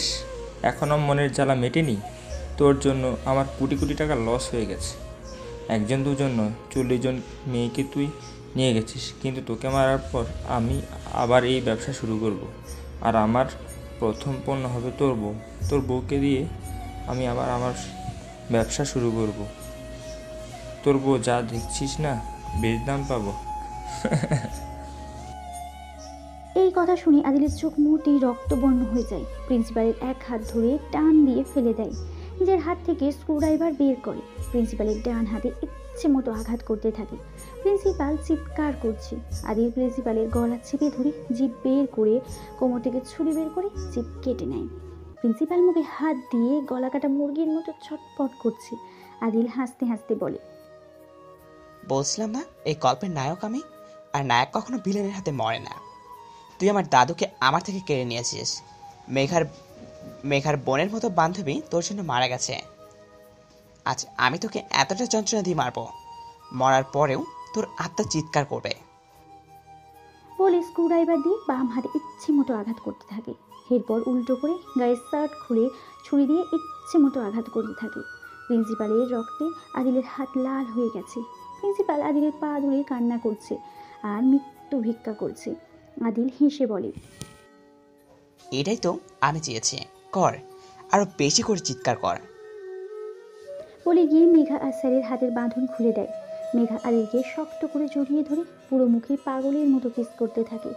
স্যার বলে, আদিল, রোম্যান্স বাসায় গিয়ে করো, আগে ওর একটা ব্যবস্থা করে নাও।